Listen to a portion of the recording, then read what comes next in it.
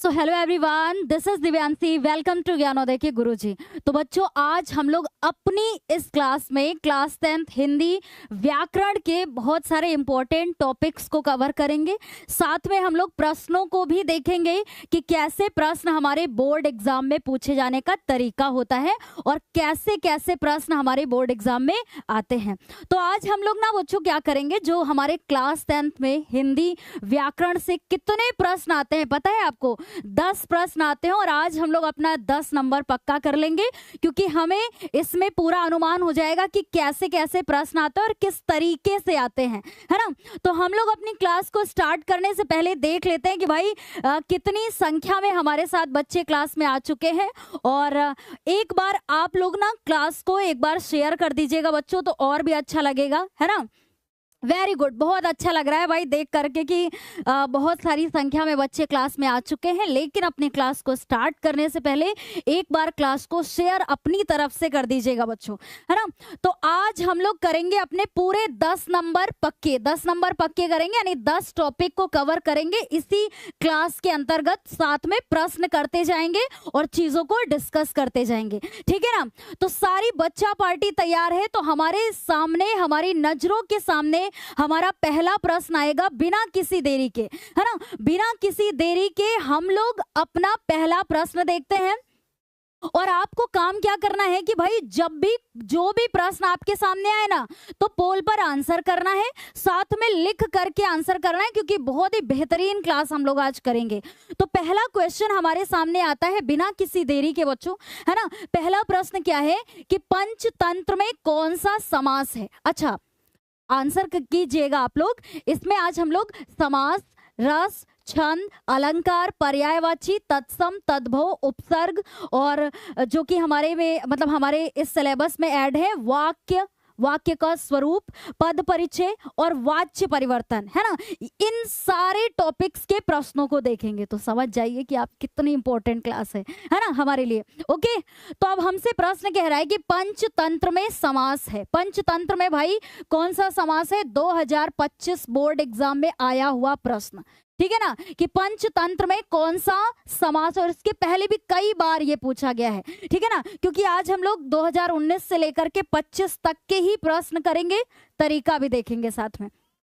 तो पंचतंत्र में कौन सा समास है भाई? 4 ऑप्शन हमारे सामने है बच्चों। पहला ऑप्शन क्या है कि कर्मधारय समास, दूसरा है द्वंद्व समास, तीसरा है अव्ययी भाव समास और चौथा क्या कह रहा है? द्विगु समास, ठीक है ना। तो उत्तर करेंगे बच्चों, क्या होगा इसका सही जवाब? तो हमसे कह रहा है मैम पंचतंत्र। अब पंचतंत्र को अगर हम लोग ऐसे लिखते हैं कि भाई पंचतंत्र में क्या आ रहा है, एक तो पहला पद संख्यावाची है, 5 संख्या का पता चल रहा है, तो 5 तंत्रों का समाहार, है ना। यही तो बोलेंगे ना भाई कि 5 तंत्रों का समाहार। अब आराम से हम लोग को पता चल जाएगा कि मैम जैसे लिखा है पंचतंत्र यानी 5 तंत्रों का समाहार, पहला पद जो है वो क्या है? संख्यावाची है। संख्यावाची, कोई तीसरा पद प्रधान नहीं हो रहा है बोलने पर, है ना। तो 5 तंत्रों का समाहार, तो हम लोग बोलेंगे कि यहाँ कर्मधारय समास नहीं होगा, द्वंद्व समास नहीं होगा, अव्ययी भाव समास तो हमारे सिलेबस में ही नहीं है बच्चों, है ना। बहुत आराम से आज हम लोग सारे प्रश्नों को देखेंगे, साथ साथ में अपने कॉन्सेप्ट को भी क्लियर करते चलेंगे। तो हमारा करेक्ट आंसर हो जाएगा भाई द्विगु समास, क्योंकि द्विगु समास की पहचान क्या होती है बच्चों कि इसका जो पहला पद होता है, पहला पद क्या होता है? संख्यावाची होता है। पहला पद संख्यावाची होता है, संख्यावाची होता है, और इसमें कोई तीसरा पद प्रधान नहीं होता है। और जो ये दूसरा निकल के आता है पद, ये किसी समूह को बताता है, यानी कि दूसरा पद जो होता है, दूसरा पद ये इसमें क्या होता है भाई? ये समूह को दर्शाता है, किसी समाहार या समूह को दर्शाता है, ठीक। तो बस ऐसे याद रखेंगे हम लोग, है ना। तो भाई हमारा करेक्ट आंसर क्या हो जाएगा? इसमें द्विगु समास हो जाएगा। और सर कितने % बच्चे हमारे करेक्ट आंसर कर रहे हैं? बहुत अच्छा लग रहा है देख करके कि हमारे जितने भी बच्चे हैं ना, सबको पता है कि जब भी ज्ञानोदय पर क्लास करें, लिख करके आंसर करें, है ना। लिख करके आंसर करें, बहुत अच्छे से हम लोग एक एक प्रश्न को करेंगे। अच्छा, इसमें अगले प्रश्न पर चलने से पहले मैं आपको बता दूं, खास तौर पे यूपी बोर्ड सिलेबस के अकॉर्डिंग अगर हम लोग बात करें तो हमें कितने कितने समास पढ़ने हैं बच्चों। व्याकरण के अंदर कितने समास पढ़ने हैं? एक तो हमारा पढ़ना है हमें द्विगु समास, ये पता होना चाहिए आपको, है ना, ये पता होना चाहिए, द्विगु समास पढ़ना है। और दूसरा हमें पढ़ना है कर्मधारय समास, है ना, कर्मधारय समास, ठीक। और तीसरा जो हमें पढ़ना है वो क्या पढ़ना है भाई? बहुव्रीहि समास, है ना, बहुव्रीहि समास पढ़ना है। और चौथा क्या है? द्वंद्व समास, ठीक है ना, द्वंद्व समास। तो ये 4 समास आपको कवर करने हैं बच्चों। बहुत अच्छे से इस चीज को क्लियर करिएगा, ओके। बहुत अच्छा लग रहा है देख करके। अब चलेंगे हम लोग आगे और देखेंगे अगला प्रश्न, ठीक। और अगले प्रश्न का उत्तर करने से पहले बच्चों क्या करना है आपको? एक बार क्लास को अपनी तरफ से लाइक कर दीजिएगा बच्चों। इससे क्या होता है कि ऑलरेडी सारे बच्चों को पता चल जाएगा कि हाँ, शाम के 7 बज चुके हैं और ज्ञानोदय पर क्लास स्टार्ट हो चुकी है। समझ में आ रहा है ना? तो ये काम अपनी तरफ से करना है बेटा, ठीक है ना, जिन्होंने अभी तक नहीं किया है। चलें, तो अब हम लोग देखेंगे जो हमारा अगला प्रश्न है, बहुत इंपॉर्टेंट है। पिछले वर्षों में न जाने कितनी बार आया है। ये जितने भी समास के हम लोग क्वेश्चन करेंगे सारे प्रसिद्ध प्रश्न हैं, ऐसे प्रसिद्ध कि भाई बार बार पूछे जाते हैं, ठीक। तो माता पिता में समास है, जैसे अभी हम लोगों ने एक द्विगु समास का उदाहरण देखा, वैसे अब हम लोग एक दूसरा समास का उदाहरण देखेंगे। हमसे कह रहा है कि माता पिता में समास है ना। तो भाई माता पिता में अव्ययी भाव समास है, द्विगु समास है, द्वंद्व समास है या कर्मधारय समास है। जैसे आपने अभी देखा, सुनते जाइएगा समझ के बहुत अच्छे से, कि मैम जैसे आपने बताया कि पहला पद संख्यावाची होता है और दूसरा पद उसका वो समूह किसी चीज को दर्शाता है, मतलब तीसरा पद कोई प्रधान नहीं होता, तो वहां पर ये हमारा द्विगु समास नहीं होगा। सबसे पहले कट कर दीजिए भाई, अव्ययी भाव समास तो हमारे सिलेबस में ही नहीं है, सिलेबस में नहीं है भाई। पता है ये एग्जैक्ट प्रश्न हमारे 2025 के बोर्ड एग्जाम में आया है ना, वो 2025 के बोर्ड एग्जाम में आया है। आपने तुरंत दोनों कट कर दिए। अब कर्मधारय समास भी नहीं होगा, क्योंकि जो कर्मधारय समास होता है, अभी इसका भी उदाहरण देखेंगे हम लोग, है ना, प्रश्न करते ही करते सीख जाएंगे सारा आप, है ना। कर्मधारय जो समास होता है उसमें विशेषता पता चलती है, अभी इसके जब उदाहरण देखेंगे तो क्लियर करेंगे, ठीक। तो द्विगु आपने कट कर दिया, अव्ययी भाव हमारे सिलेबस में नहीं है। कर्मधारय की अगर बात करें तो इसमें तो विशेषता पता चलती है, और इसको बोलने पर अब पेपर में कैसे पहचानेंगे कि मैम अगर यहाँ होगा तो द्वंद्व समास होगा। जितने बच्चे द्वंद्व समास आंसर कर रहे हैं, बहुत अच्छी बात है। अब एक चीज तो आपने ये नोटिस की, सबसे पहले क्या नोटिस किया कि मैम जैसे ही हम लोगों ने इस उदाहरण को पढ़ा ना कि माता पिता, अब पहली बात तो इसमें हमारा जो संयोजक होता है ना उसका लोप होता है। लोप मतलब वो छिपा हुआ होता है। तो आप ऐसे बोलेंगे, माता पिता ना बोल करके जब इसको विच्छेद करेंगे कैसे बोलेंगे? माता और पिता, है ना। तो पहली बात तो ये कि यहाँ पर संयोजक छिपा हुआ है। चलिए ठीक है, अब इतना पेपर में हम लोग दिमाग नहीं लगाएंगे, तो हम लोग क्या करेंगे? दूसरा हम लोगों ने देखा कि यहाँ पर योजक चिन्ह लगा हुआ है, और ये योजक, इसको बोलते हैं ना, ये योजक चिन्ह है। तो सबसे पहली बात तो हम लोगों ने देखा कि योजक चिन्ह लगा है।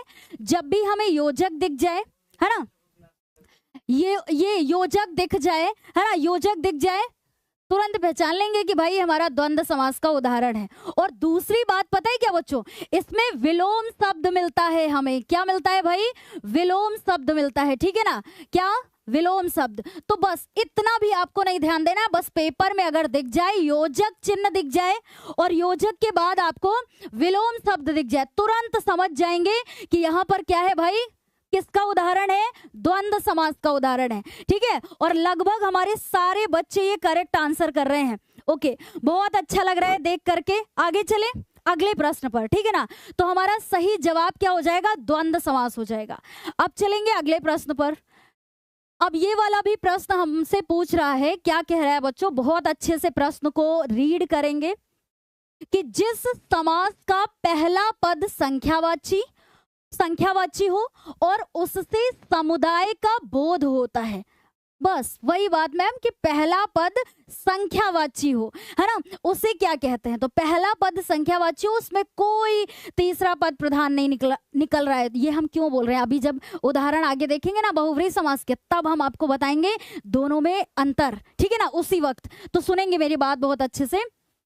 कि जैसे ही आपने देखा कि जिस समास का पहला पद संख्यावाची, संख्या का पता चल रहा है, तो वहां पर अरे अव्ययी भाव समास, तो हमारे सिलेबस में एक समास आपको ऐसा मिलेगा देखने को, ठीक। यानी कि अगर आपको मिलता है बहुव्रीहि समास, कर्मधारय समास और आपका अगला द्विगु समास और द्वंद्व समास, इनमें से अगर कोई अलग मिलता है आपको ना, तुरंत समझ जाएंगे कि हमारे सिलेबस में ही नहीं है, ठीक। और बहुव्रीहि समास नहीं होगा, इसमें द्वंद्व नहीं होगा, बल्कि करेक्ट आंसर क्या हो जाएगा, द्विगु समास। क्योंकि क्या कह रहा है मैम, पहला पद संख्यावाची है ना, संख्यावाची और उससे कोई समूह का, जैसे अभी हम लोगों ने उदाहरण में देखा था पंचतंत्र, ठीक, द्विगु समास का उदाहरण है। या आपने देखा पंचवटी है ना, पंचवटी, 5 वटों का समूह, भाई संख्या पता चल रही, कोई तीसरा पद प्रधान नहीं हो रहा, तो ये हमारे उदाहरण हो जाएंगे। जैसे एक और उदाहरण देख लिया, चौराहा, देखिए कितना आसान होता है बच्चों।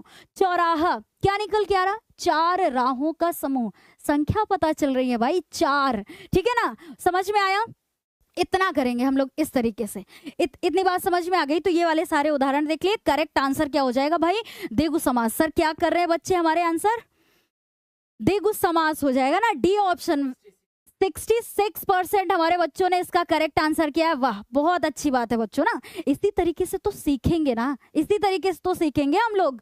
आगे चलते हैं भाई, अगला उदाहरण देखेंगे। और एक चीज आपको और याद दिला दूं भाई, क्या कि आज अपनी इस पूरी क्लास में हम लोग समास, रस, छंद, अलंकार, पर्यायवाची, तत्सम, तद्भव, उपसर्ग, वाक्य, वाच्य, पद परिचय, ये सारे टॉपिक के प्रश्नों को देखेंगे। तो भाई ये क्लास कितने इंपॉर्टेंट है आपके लिए, है ना। अब हमारा प्रश्न क्या कह रहा है, अभी तो समास के प्रश्न देख रहे हैं, बहुव्रीहि समास का उदाहरण नहीं है। बहुत ध्यान से क्वेश्चन को पढ़ेंगे, क्या कि पेपर में कभी कभी ना जब एग्जाम हम लोग देते हैं ना, तो हम लोग जल्दबाजी में ये चीज नोटिस नहीं करते हैं, क्या कि हमसे कह रहा बहुव्रीहि समास का उदाहरण नहीं है। बहुत ध्यान से देखना।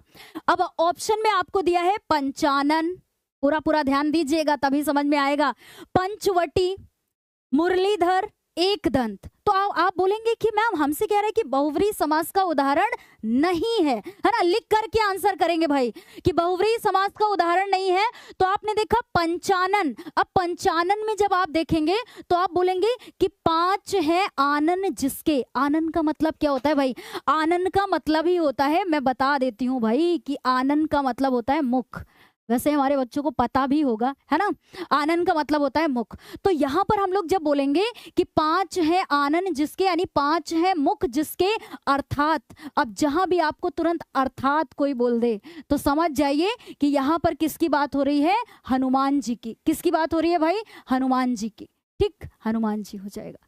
समझ में आया। तो मैम ये तो बहुव्रीहि समास का उदाहरण है, ठीक। अब जैसे आपने देखा पंचवटी, 5 वटों का समूह, इसमें तो संख्या पता चल रही है, प्रथम पद संख्यावाची है, लेकिन कोई तीसरा पद प्रधान नहीं निकल रहा है कि 5 वटों का समूह, कोई तीसरा पद प्रधान नहीं निकल रहा। तो ये उदाहरण हमारा किसका हो जाएगा, ये उदाहरण हो जाएगा द्विगु समास का। किसका हो जाएगा भाई, द्विगु समास का। क्योंकि मैम संख्या पता चल गया ना बहुत आराम से, अभी तक नहीं भी पढ़े हैं ना समास, तब भी जब हमारे साथ प्रश्न करेंगे उत्तर पता चलेगा, तो प्रैक्टिस होगी, चीजें समझ में आएंगी कि कैसे पहचानते हैं। समझ में आ रहा। तो ये द्विगु समास का उदाहरण हो गया। अब देखेंगे मुरलीधर, यानी मुरली को धारण करने वाले, अर्थात कौन, किसकी बात हो रही है, श्री कृष्ण, है ना। क्या किसकी बात हो रही है भाई, श्री कृष्ण की बात हो रही है। तो ये ऑप्शन तो हमारा नहीं होगा क्योंकि ये बहुव्रीहि समास का उदाहरण है। एक दंत, एक है दांत जिसके, अर्थात लगा दिया ना, किसकी बात हो रही है भाई, गणेश जी की। तो ये तीनों उदाहरण हमारे बहुव्रीहि समास के हैं, लेकिन ये वाला उदाहरण हमारा द्विगु समास का है। क्यों, क्योंकि मैम इसमें संख्या पता चल रही थी, कोई तीसरा पद प्रधान निकल के नहीं आ रहा। संख्या तो मैम इसमें भी पता चल रही है, एक दंत, लेकिन एक दांत है जिसके, अर्थात गणेश जी। तो यहाँ पर तीसरा पद निकल रहा है ना, इसलिए ये हमारा बहुव्रीहि समास का उदाहरण हो जाएगा भाई, ठीक। कोई कंफ्यूजन तो नहीं है यहाँ तक, है ना? यहाँ तक कोई कंफ्यूजन नहीं है ना बच्चों? एक से एक बेहतरीन प्रश्न हम लोग को देखने को मिलेंगे। समझ में आ रही इतनी बात?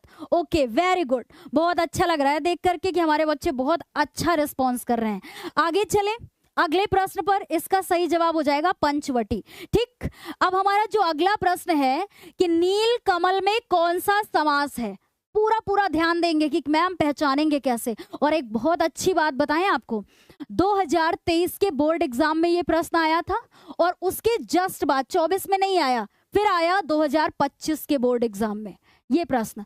और पहचानना तो इतना आसान है कि भाई नील कमल में कौन सा समास है, कह रहा है ना नील कमल। यहां पता चल रहा है कि नीला है जो कमल, क्या नीला है जो कमल, ठीक, नीला है जो कमल, यानी कि मैम यहां पर नीला है जो कमल, नीला विशेषता पता चल रही है कि भाई कमल कैसा है ना? विशेषता पता चल रही है कि भाई कमल कैसा है। तो कमल कैसा है? कमल नीला है। तो जब विशेषता पता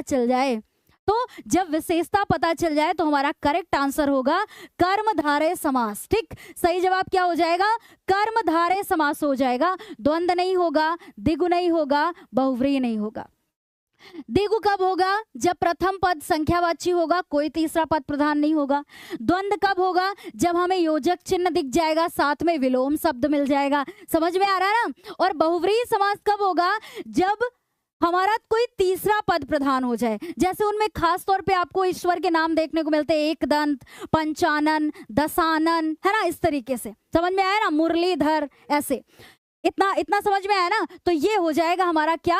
कर्मधारय समास का उदाहरण हो जाएगा ये। अब पता है जैसे पेपर में आया नील कमल, एक में उदाहरण में आया था 2024 के बोर्ड एग्जाम में नील गाय, है ना? ये 2024 के बोर्ड एग्जाम में आया था प्रश्न नील गाय, है ना? नील कमल हो गया। एक आया था श्वेत कमल, ठीक है ना? ऐसे श्वेत कमल, ये भी इसी का उदाहरण है कि भाई कमल कैसा है? सफेद है। ठीक, तो विशेषता, ये जिनमें विशेषता पता चले वो हमारे कर्मधारय समास के उदाहरण हो जाएंगे।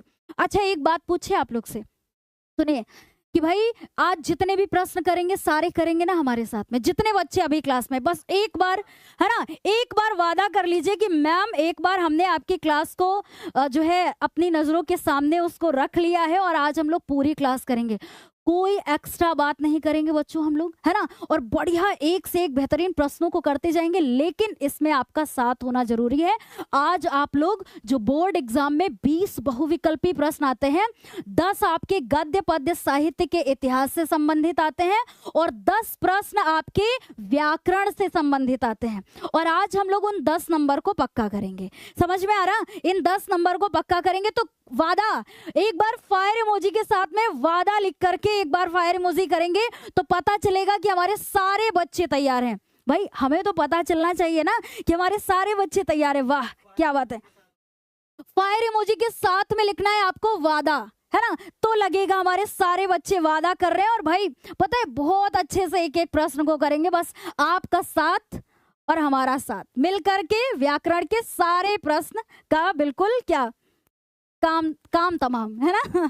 चले भाई, अब ये हो जाएगा करेक्ट आंसर हम लोग का। अगले प्रश्न पर चलते हैं भाई, है ना? सारे बच्चे वादा कर रहे हैं सर सारे बच्चे वादा कर रहे हैं। वाह बहुत अच्छी बात है भाई। अब हमारा अगला प्रश्न है और प्रश्न का उत्तर लिख करके करेंगे क्या कि कर्मधारय समास का उदाहरण है। कर्मधारय समास का उदाहरण है। अभी तो मैंने आपको बताया ना कि जिसमें विशेषता 4 ही समास पढ़ने हैं, द्विगु, द्वंद्व, कर्मधारय, बहुव्रीहि। समझ में आया? तो आपने देखा कि कर्मधारय समास का उदाहरण, मैम इसको जब बोलेंगे त्रिलोचन, यानी कि 3 है लोचन, लोचन जिसके, ठीक, 3 है लोचन जिसके, अर्थात किसकी बात हो रही है भाई? 3 आंखें किसकी हैं? लोचन का मतलब क्या होता है? आंख। 3 आंखें किसकी है भाई? शिवजी, है ना? शिवजी। आपने बोला कि मैम यहाँ तो कोई तीसरा प्राणी निकल के आ गया, है ना? प्राणी तो भाई बोलेंगे ना, भाई ईश्वर की बात हो रही है, तो शिवजी यानी कोई तीसरा पद प्रधान निकल के आ रहा है, ऐसे बोलना सही होगा ना, तीसरा पद। तो जब भी कोई तीसरा पद दिख जाए ना, तुरंत समझ जाएंगे कि ये तो बहुव्रीहि समास का उदाहरण है ना। ये किसका उदाहरण हो जाएगा भाई? बहुव्रीहि समास का। तो ये वाला ऑप्शन हम लोगों का नहीं होगा भाई, कट कर देंगे। अब यहां पर है त्रिभुज, है ना, तीन है, ठीक है ना, या तीन भुजाओं का समाहार। क्या बोलेंगे भाई? तीन भुजाओं का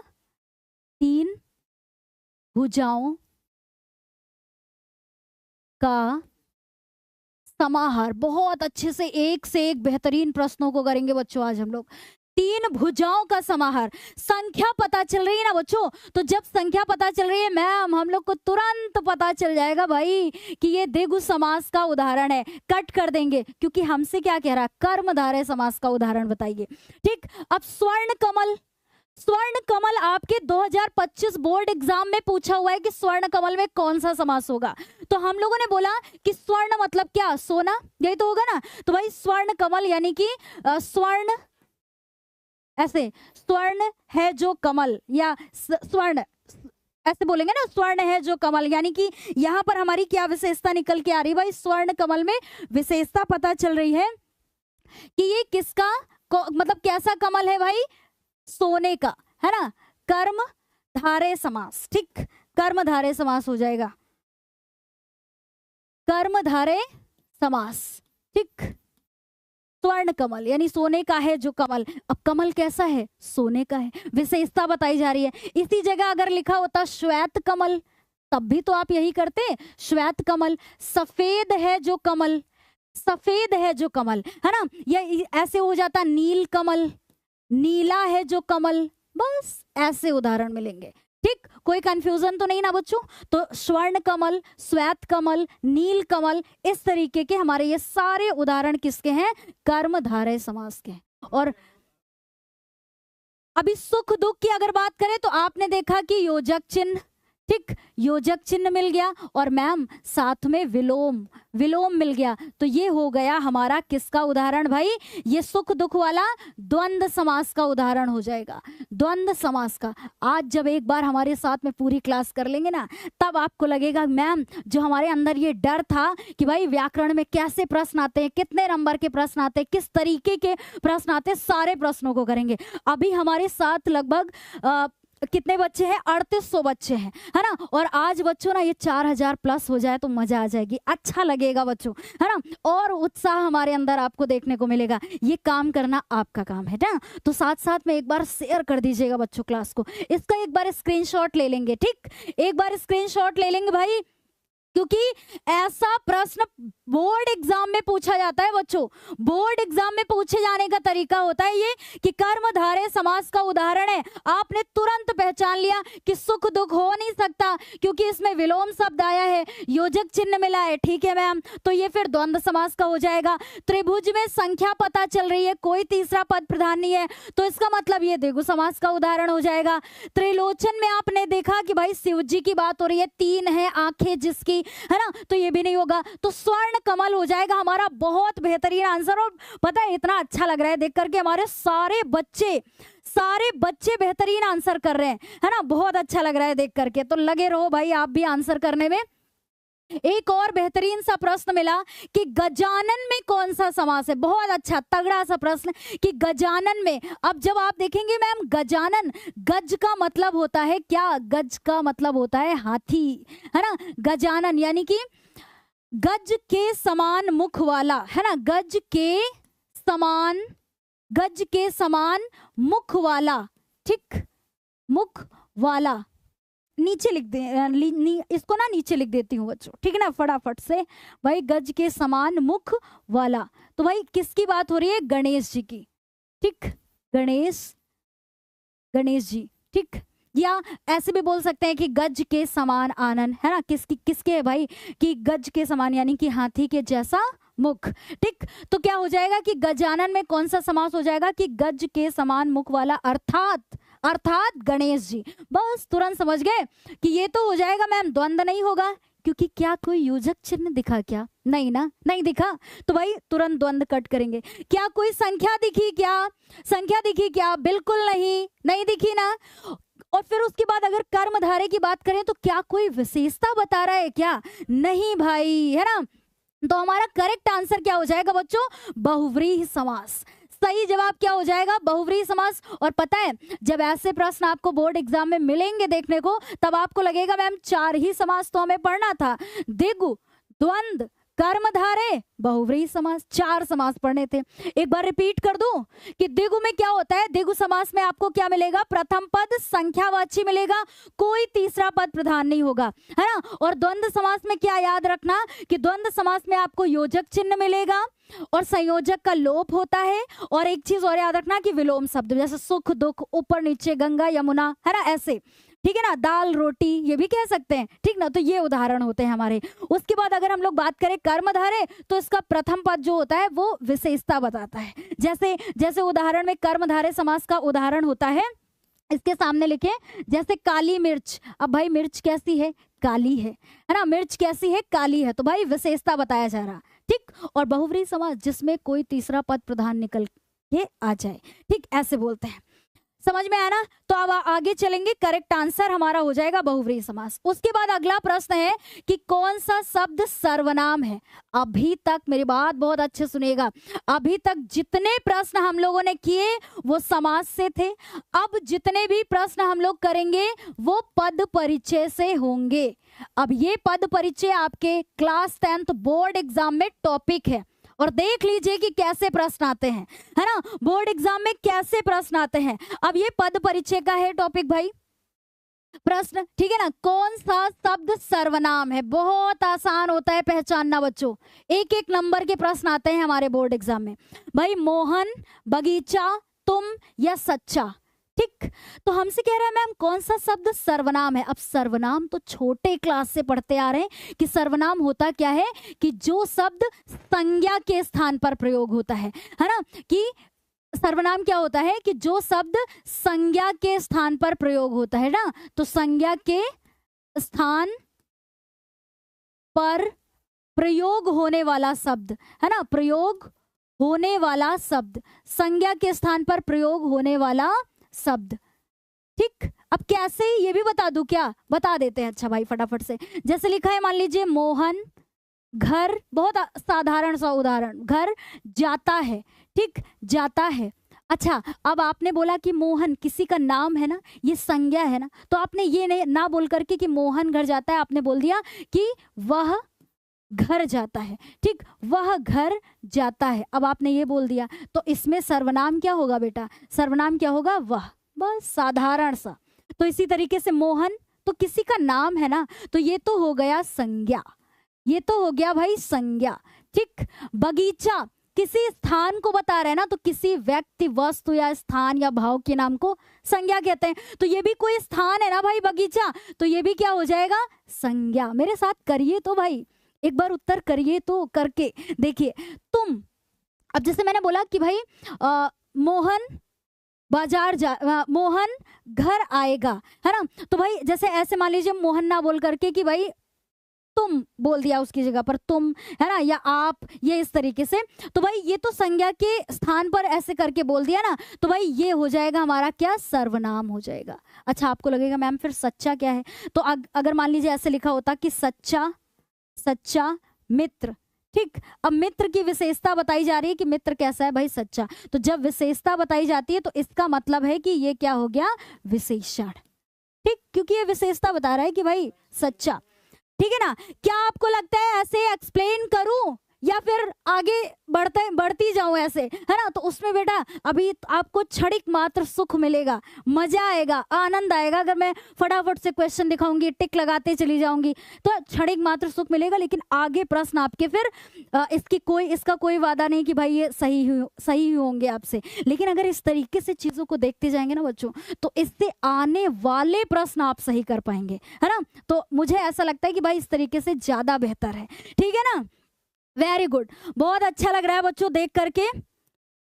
आयुषी जायसवाल, बहुत अच्छी बात है, ठीक है ना। आगे चले तो हमारा करेक्ट आंसर देखा ना, हाँ तुम हो जाएगा। उसके बाद अगला प्रश्न है, बहुत अच्छा प्रश्न है बच्चों, क्या कि विकारी पद कितने प्रकार के होते हैं भाई? पद परिचय का टॉपिक है ये, मतलब प्रश्न है पद परिचय टॉपिक का ये प्रश्न है बच्चों।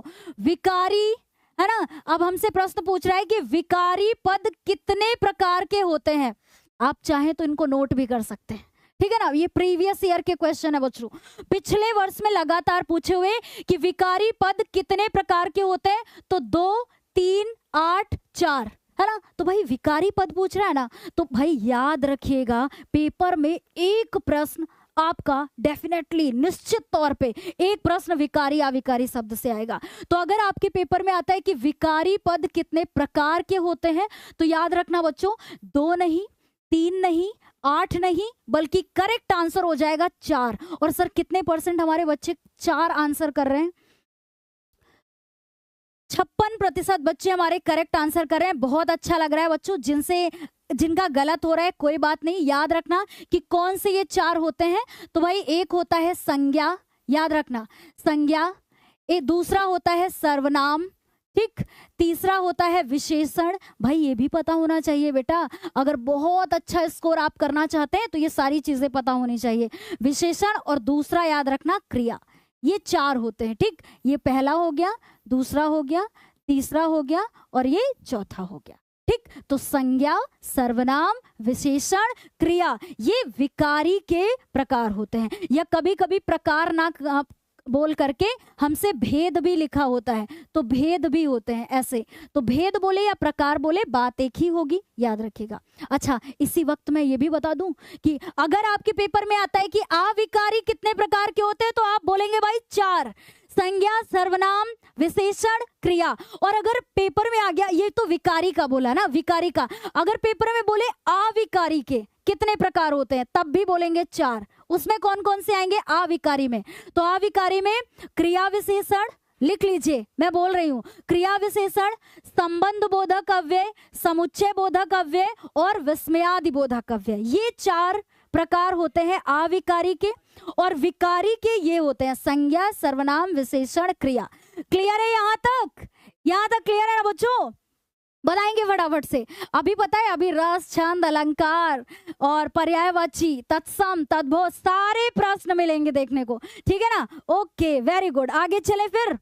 अगला प्रश्न है, बहुत अच्छा प्रश्न भाई। और एक चीज मैं बता दूं कि भाई 2025 के बोर्ड एग्जाम में आया हुआ प्रश्न है कि वे अविकारी शब्द जिनमें पुरुष, लिंग, वचन, कारक आदि के कारण परिवर्तन नहीं होता है। आएगा प्रश्न, ये 2025 में आया है, तो भाई 2026 में भी पूछा जाएगा, ठीक है ना, क्योंकि ये ऐसा टॉपिक था जो आपके 2023 में आपके सिलेबस में ऐड हुआ था। तो भाई ये प्रश्न आपका 24 में नहीं आया, 2024 में नहीं आया, लेकिन 2025 में आया आपका प्रश्न, ठीक है ना। तो भाई ये हो जाएगा। तो यहां पर हम लोग बोलेंगे कि वे अविकारी शब्द जिनमें परिवर्तन इनके कारण नहीं होता है। तो नहीं होता है तो वो संज्ञा पद नहीं होता है, सर्वनाम पद नहीं होता है, बल्कि करेक्ट आंसर हो जाएगा अव्यय पद। अव्यय पद मतलब अविकारी शब्द, ठीक, अविकारी शब्द। हेलो, ठीक, आवाज आ रही है क्या? अविकारी शब्द, सुन पा रहे हैं क्या? और शब्द को ही पद कहते हैं। हेलो, ठीक, ऐसे पद इसी को बोलते हैं, शब्द को ही पद हम लोग बोलते हैं, ठीक ना। तो ये हो जाएगा, तो ये ऑप्शन भी हमारा कट जाएगा, ठीक। इतनी सी क्या बात। मेरी आवाज आप लोगों को सुनाई दे रही है क्या? क्लियर है? एक बार जल्दी से बताइएगा। सर एक आवाज बहुत जा रही होगी। प्यारी सी कमेंट आ रही है जी सर, कि दरवाजे को कुंडी मारो, कोई न बच के जाने पाए, हम शांत हो जाते बच्चों को समझा दो, क्लास गलती से रुक ना जाए। बहुत जो अच्छी क्लास को लगातार देखे वो बोर्ड एग्जाम में जाके ओमार सीट भरे। अच्छा, और जिसे ओमार नहीं भरनी है वो जाके अपने बेड पे आराम फरमाए। किसने लिखा है सर? राखी शर्मा ने लिखा है कि दरवाजे को कुंडी मारो, कोई न बच के जाने पाए, बच्चों को समझा दो, गलती से क्लास रुक ना जाए। और जो क्लास को लगातार देखे वो बोर्ड एग्जाम में जाके ओएमआर सीट भराए, और जिसको ओएमआर नहीं भरना है वो जाके अपने बेड पे आराम फरमाए। उसके बहुत बाद अच्छी बात है। हाँ, तो यहाँ तक बहुत अच्छे समझ में आया ना। तो भाई कोई आराम नहीं फहराएगा नहीं, सॉरी, फरमाएगा, है ना, कोई आराम नहीं फरमाएगा। चले आगे, बिल्कुल आगे चलते हैं भाई। तो हमारा जो है, अच्छा जैसे पेपर में एक चीज बता दूं भाई, क्यों आगे ऐसे चलूं, तो भाई अगर होता है कि नहीं होता है, जिनमें परिवर्तन नहीं होता है वो अविकारी शब्द, और जैसे अगर इस तरीके से आ जाता कि जिनमें परिवर्तन हो जाता है वो विकारी शब्द हो जाते हैं। ठीक, हाँ, अब चलेंगे आगे। अगला प्रश्न है कि निम्नलिखित में अविकारी शब्द है। बहुत बढ़िया प्रश्न, बहुत अच्छा प्रश्न है। करेंगे आंसर जरा एक बार बच्चों कि क्या होगा हमारा सही जवाब। हाँ, एक बार हमारे साथ में करेंगे कि निम्नलिखित में अविकारी शब्द है। अगर आपके पेपर में आता है तो कैसे पहचानेंगे इसको आप, है ना। तो निम्नलिखित में अविकारी शब्द है। अब 4 ऑप्शन आपके सामने, कविता, हम, ईमानदार, ऊपर। 2 तरीके बताएंगे हम आपको, इसको पहचानने के 2 तरीके बताएंगे। एक तो पहली बात तो ये कि कविता, जैसे कविता को हम लोग कविताएं भी लिख सकते हैं, इसका मतलब मैम इसमें परिवर्तन कर सकते हैं। अभी देखा था ना, जिनमें परिवर्तन कर दें वो विकारी, जिनमें परिवर्तन ना कर पाए वो अविकारी। ठीक, अब हम को हम लोग हमें भी लिख सकते हैं। ठीक, और ईमानदार को हम लोग ईमानदारी भी लिख सकते हैं, है ना, ईमानदारी भी लिख सकते हैं। ऊपर को लेकिन हम लोग ऊपरों नहीं लिख सकते। कभी ये सुना है कि भाई मेज के ऊपरों किताबें रखी हैं? नहीं सुना ना, यही तो हमेशा सुना है कि मेज के ऊपर किताबें रखी हैं। ऊपर के अलावा इसको ऊपरे नहीं कर सकते, ऊपरों नहीं कर सकते, यानी मैम इसमें हम कोई भी परिवर्तन, कोई भी बदलाव नहीं कर सकते। तो जिसमें बदलाव ना कर पाए वो हमारा अविकारी शब्द होता है। तो करेक्ट आंसर क्या हो जाएगा कि भाई ऊपर। और सर कितने % बच्चों ने इसका करेक्ट आंसर किया है? 50%। बहुत अच्छी बात है। तो एक तरीका तो ये रहा कि भाई पेपर में अगर आ जाए तो जिनमें परिवर्तन कर ले जाए वो हमारा विकारी। जैसे ये तीनों शब्द हमारे कौन से हैं? ये तीनों शब्द हमारे विकारी हैं, है ना, ये तीनों हमारे विकारी शब्द हैं। क्योंकि कविता क्या है? कविता संज्ञा है। दूसरा तरीका तो ये कविता संज्ञा है, किसी का नाम है ना भाई। ठीक, हम क्या है? सर्वनाम है। ठीक, हम क्या है? सर्वनाम है। और ईमानदार यहाँ पर क्या है? विशेषण है। ईमानदार क्या है? विशेषण। तो भाई संज्ञा, सर्वनाम, विशेषण, क्रिया, ये 4 तो विकारी के अंतर्गत आते हैं ना। तो एक तो आप ऐसे भी पहचान सकते हैं, दूसरा तरीका आप चेंज करके पहचान सकते हैं। बोलिए जरा एक बार कि अगर पेपर में आएगा तो भाई पहचान लेंगे ना, पहचान लेंगे बच्चों। वेरी गुड, बहुत अच्छा लग रहा है। और थैंक यू सो मच बच्चों, बहुत बढ़िया, बहुत बढ़िया। इसके लिए आप समझ गए होंगे किसके लिए मैम बोल रही है। जो मैंने बोला था आज वो आपने काम किया, क्योंकि आप ही के द्वारा भाई सब कुछ, है ना, सब कुछ मेरा आपकी कृपा से सब काम हो रहा है, वही हाल है ना। चलें तो आगे चलते हैं अगले प्रश्न पर। बहुत अच्छा लगा बच्चों, thank you once again, thank you so much. आगे चलें। विकारी शब्द का उदाहरण है, विकारी शब्द का उदाहरण बताना है बच्चों। काला, लड़का, खेलना, इनमें से सभी बताएंगे फटाफट से। क्या है बच्चों? अभी तो पहचानना आ गया ना कि मैम विकारी अविकारी अगर हमारे पेपर में आएगा तो बहुत आराम से पहचान लेंगे। उसी पहचान के तरीके से इसका आंसर सही करिए बच्चों, जल्दी से फटाफट से। सबका आंसर सही होना चाहिए कि विकारी शब्द का उदाहरण है काला, लड़का, खेलना, इनमें से सभी। काला मतलब मैम ये तो है विशेषण, है ना, कि भाई विशेषता बता रहा है ना, तो ये विशेषण है। ठीक, लड़का ये तो संज्ञा है मैम, क्योंकि भाई किसी व्यक्ति की बात हो रही है ना। खेलना ये तो क्रिया है मैम। ठीक, तो भाई अभी तो हम लोगों ने देखा विशेषण, संज्ञा, क्रिया, ये सारे हमारे भाई किसके अंतर्गत आते हैं? मतलब संज्ञा, सर्वनाम, विशेषण, क्रिया, ये 4 हमारे विकारी के अंतर्गत आते हैं। अच्छा, दूसरी ट्रिक क्या कि अगर हमारे पेपर में आ जाए कि भाई ये विकारी, काला को हम लोग काले भी लिख सकते हैं, काले भी लिख सकते हैं, लड़का को हम लोग लड़के भी लिख सकते हैं, और खेलना को हम लोग यहाँ पर, जैसे खेलना है ना, ये क्या है भाई? क्रिया है ना, तो खेलते भी लिख सकते हैं, खेलते हैं, ऐसे भी लिख सकते हैं। इसको लिख नहीं सकते कि खेलते हैं, दूसरा रूप परिवर्तन कर सकते हैं इसमें, खेलते हैं। ठीक, खेलते हैं ऐसे लिख सकते हैं ना। तो भाई ये हो जाएगा हमारा विकारी का उदाहरण। तो करेक्ट आंसर क्या हो जाएगा? इनमें से सभी। सर प्रश्न संख्या 12 का आंसर क्या कर रहे हैं बच्चे? 70% बच्चे हमारे करेक्ट आंसर कर रहे हैं। वाह क्या बात है बच्चों, वेरी गुड, है ना। इनमें से सभी हो जाएगा हमारा सही जवाब। अगला प्रश्न है कि पुस्तक शब्द है, बहुत बढ़िया सा प्रश्न है बच्चों कि पुस्तक शब्द है, कैसा शब्द है? विकारी शब्द, अविकारी शब्द, अव्यय या इनमें से कोई नहीं। अच्छा एक बात बता दूं, जो अव्यय होता है ना, ये विकारी का ही दूसरा नाम है, ठीक, विकारी का ही दूसरा नाम है। तो पुस्तक, आपने देखा कि मैम पुस्तक, पुस्तक बोले तो संज्ञा शब्द, पुस्तक बोले तो संज्ञा शब्द है, ठीक, क्योंकि पुस्तक संज्ञा शब्द है तो ये हमारा अविकारी तो होगा नहीं। और रही बात अव्यय, तो अव्यय का दूसरा नाम ही, मतलब ये अविकारी का दूसरा नाम ही है अव्यय, तो ये भी नहीं होगा, ये भी कट जाएगा। करेक्ट आंसर हो जाएगा विकारी। अच्छा एक और तरीका ये है कि पुस्तक को हम लोग, जो बढ़िया नॉर्मल सा तरीका है कि पुस्तक को हम लोग पुस्तकें भी तो लिख सकते हैं, पुस्तकें, है ना, पुस्तकें भी तो लिख सकते हैं, पुस्तकों भी तो लिख सकते हैं, है ना, पुस्तकों ये भी तो लिख सकते हैं। तो भाई इनमें, इनके रूप में परिवर्तन कर सकते हैं, मतलब इनमें जो है परिवर्तन हो जाता है। तो भाई जब परिवर्तन हो जाए तो इसका मतलब वो विकारी शब्द हो जाए, ठीक, अगर परिवर्तन हो जाए। तो दो तरीके हैं बच्चों, जो तरीका आपको सही लगता है, अगर आप पहचान लेते हैं तो अच्छी बात है कि संज्ञा शब्द है तो होगा, नहीं तो आप ऐसे भी देख सकते हैं कि पुस्तक को तो पुस्तकें भी लिख सकते हैं, पुस्तकों भी लिख सकते हैं, है ना, ऐसे, ठीक है ना। यहाँ तक कोई कंफ्यूजन है? वेरी गुड, बहुत अच्छा लग रहा है, सारे बच्चे लिख करके करेक्ट आंसर कर रहे हैं। अगला प्रश्न है भाई, अब क्योंकि अभी तक हम लोगों ने देखा पद परिचय, तो अभी इसके पहले हम लोगों ने सारे कुछ प्रश्न किए समास से, फिर किया पद परिचय से, टॉपिक हम बताते चलेंगे आपको ना। अब हम लोग करेंगे वाच्य से संबंधित, ठीक, वाच्य परिवर्तन, ठीक, ये आपका टॉपिक है ना क्लास 10th में। अब इसके टॉपिक से रिलेटेड हम लोग क्वेश्चन करेंगे, ओके, प्रश्न करेंगे। तो कर्तवाच्य में प्रधानता होती है, बहुत इजी सा क्वेश्चन, और ऐसा क्वेश्चन है कि भाई 2024 में भी आया, ठीक है ना, इसके पहले नहीं आया। क्यों? क्योंकि भाई 2023 में सिलेबस में ऐड हुआ था ये टॉपिक, वाच्य वाला, वाक्य वाला, पद परिचय वाला, तो 2024 में आया और एग्जैक्ट 2025 में आ गया, ठीक। बताएंगे करेक्ट आंसर क्या होगा। तो कर्तवाच्य में किसकी प्रधानता होती है? क्रिया की, कर्म की, भाव की या कर्ता की? फटाफट से बताएंगे, है ना, कि किसकी प्रधानता होती है कर्तवाच्य में?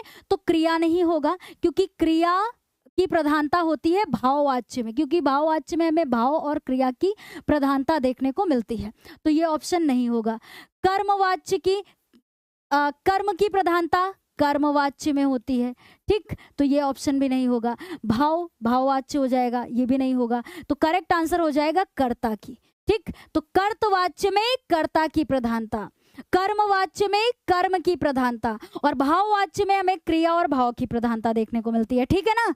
इतनी बात याद रहेगी, तो हमारा करेक्ट आंसर हो जाएगा कर्ता, ठीक, कर्ता की प्रधानता। इसका उदाहरण जैसे वही मैं आपको बताती हूँ कि भाई मोहन खेलता है ना, ये उदाहरण देखा, मोहन खेलता है, तो भाई कौन खेलता है?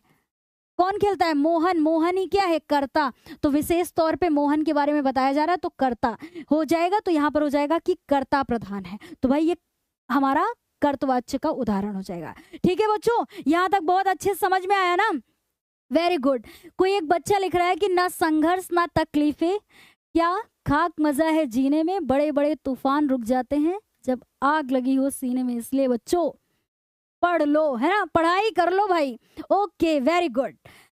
आगे चले, अगला प्रश्न देखें भाई कि अगला प्रश्न क्या कह रहा है कि भाववाच्य में प्रधानता होगी, है ना, भाववाच्य में प्रधानता होती है, किसकी प्रधानता? अभी बताया ना, कर्तवाच्य में कर्ता की प्रधानता, कर्मवाच्य में कर्म की प्रधानता, लेकिन हमसे कह रहा है कि भाववाच्य में प्रधानता होगी, कर्म की नहीं भाई, कर्म की तो होगी कर्मवाच्य में, है ना, कर्मवाच्य में होगी बच्चों। आज करेंगे सारे एक से एक बेहतरीन अभी क्वेश्चन, ठीक है ना। कर्ता, कर्ता की प्रधानता होती है कर्तवाच्य में, ठीक, कर्तवाच्य में हो जाएगी, और क्रिया की होती है भाववाच्य में, तो भाववाच्य में किसकी प्रधानता होती है? क्रिया की। कैसे मैम?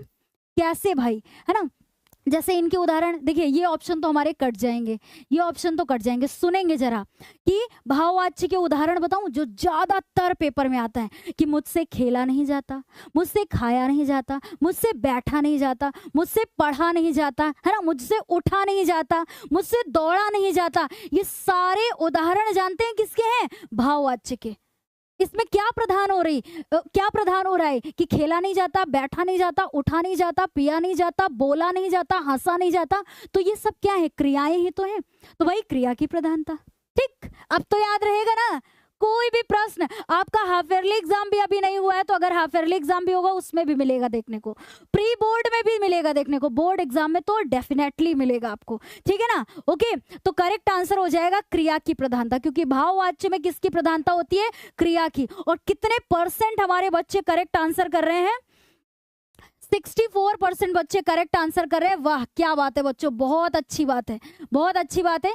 आगे चले, अगला प्रश्न है। अगला प्रश्न क्या कह रहा है कि बच्चे विद्यालय में खेलते हैं, बच्चे विद्यालय में खेलते हैं, वाक्य का कर्मवाच्य, है ना, कर्मवाच्य में वाक्य होगा, कर्मवाच्य में वाक्य होगा। क्या होगा कि भाई जैसे बच्चे विद्यालय में खेलते हैं, तो बच्चे यहाँ पर क्या है? करता है। एक बार उत्तर तो करिए बच्चों, है ना, करता। तो यहाँ पर ये तो हमारा उदाहरण हो जाएगा कर्तवाच्य का। ठीक, ये किसका उदाहरण हो जाएगा? कर्तवाच्य का। लेकिन हमसे कह रहा है कि इसका कर्मवाच्य में वाक्य होगा। कर्मवाच्य में, कर्म में पता है क्या खासियत होती है? इसमें कर्म प्रधान होता है। कैसे? आपको द्वारा लगा हुआ मिल जाएगा। जैसे बच्चे विद्यालय में खेला करते हैं, तो यहाँ पर ये हमारा उदाहरण कर्मवाच्य का नहीं होगा। ठीक, क्योंकि ये हमारा कर्तवाच्य का हो जाएगा। बच्चे विद्यालय में खेला करते, बच्चे खेला करते हैं, तो बच्चे ये कर्ता प्रधान, तो ये नहीं होगा ऑप्शन।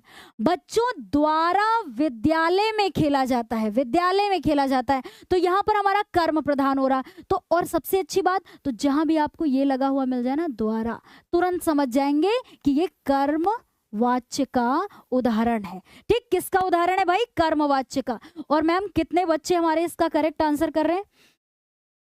इनमें से कोई नहीं, बाकी बी 63% बच्चे बी ऑप्शन कर रहे हैं। वाह, वेरी गुड। और एक अच्छी बात बताऊं, एक बहुत अच्छी बात बताऊं, 2025 के बोर्ड एग्जाम में प्रश्न पत्र को आप उठा करके देखेंगे, सेम प्रश्न आया, बिल्कुल बिल्कुल ऐसा प्रश्न आया बच्चों। ठीक, तो ये हो जाएगा।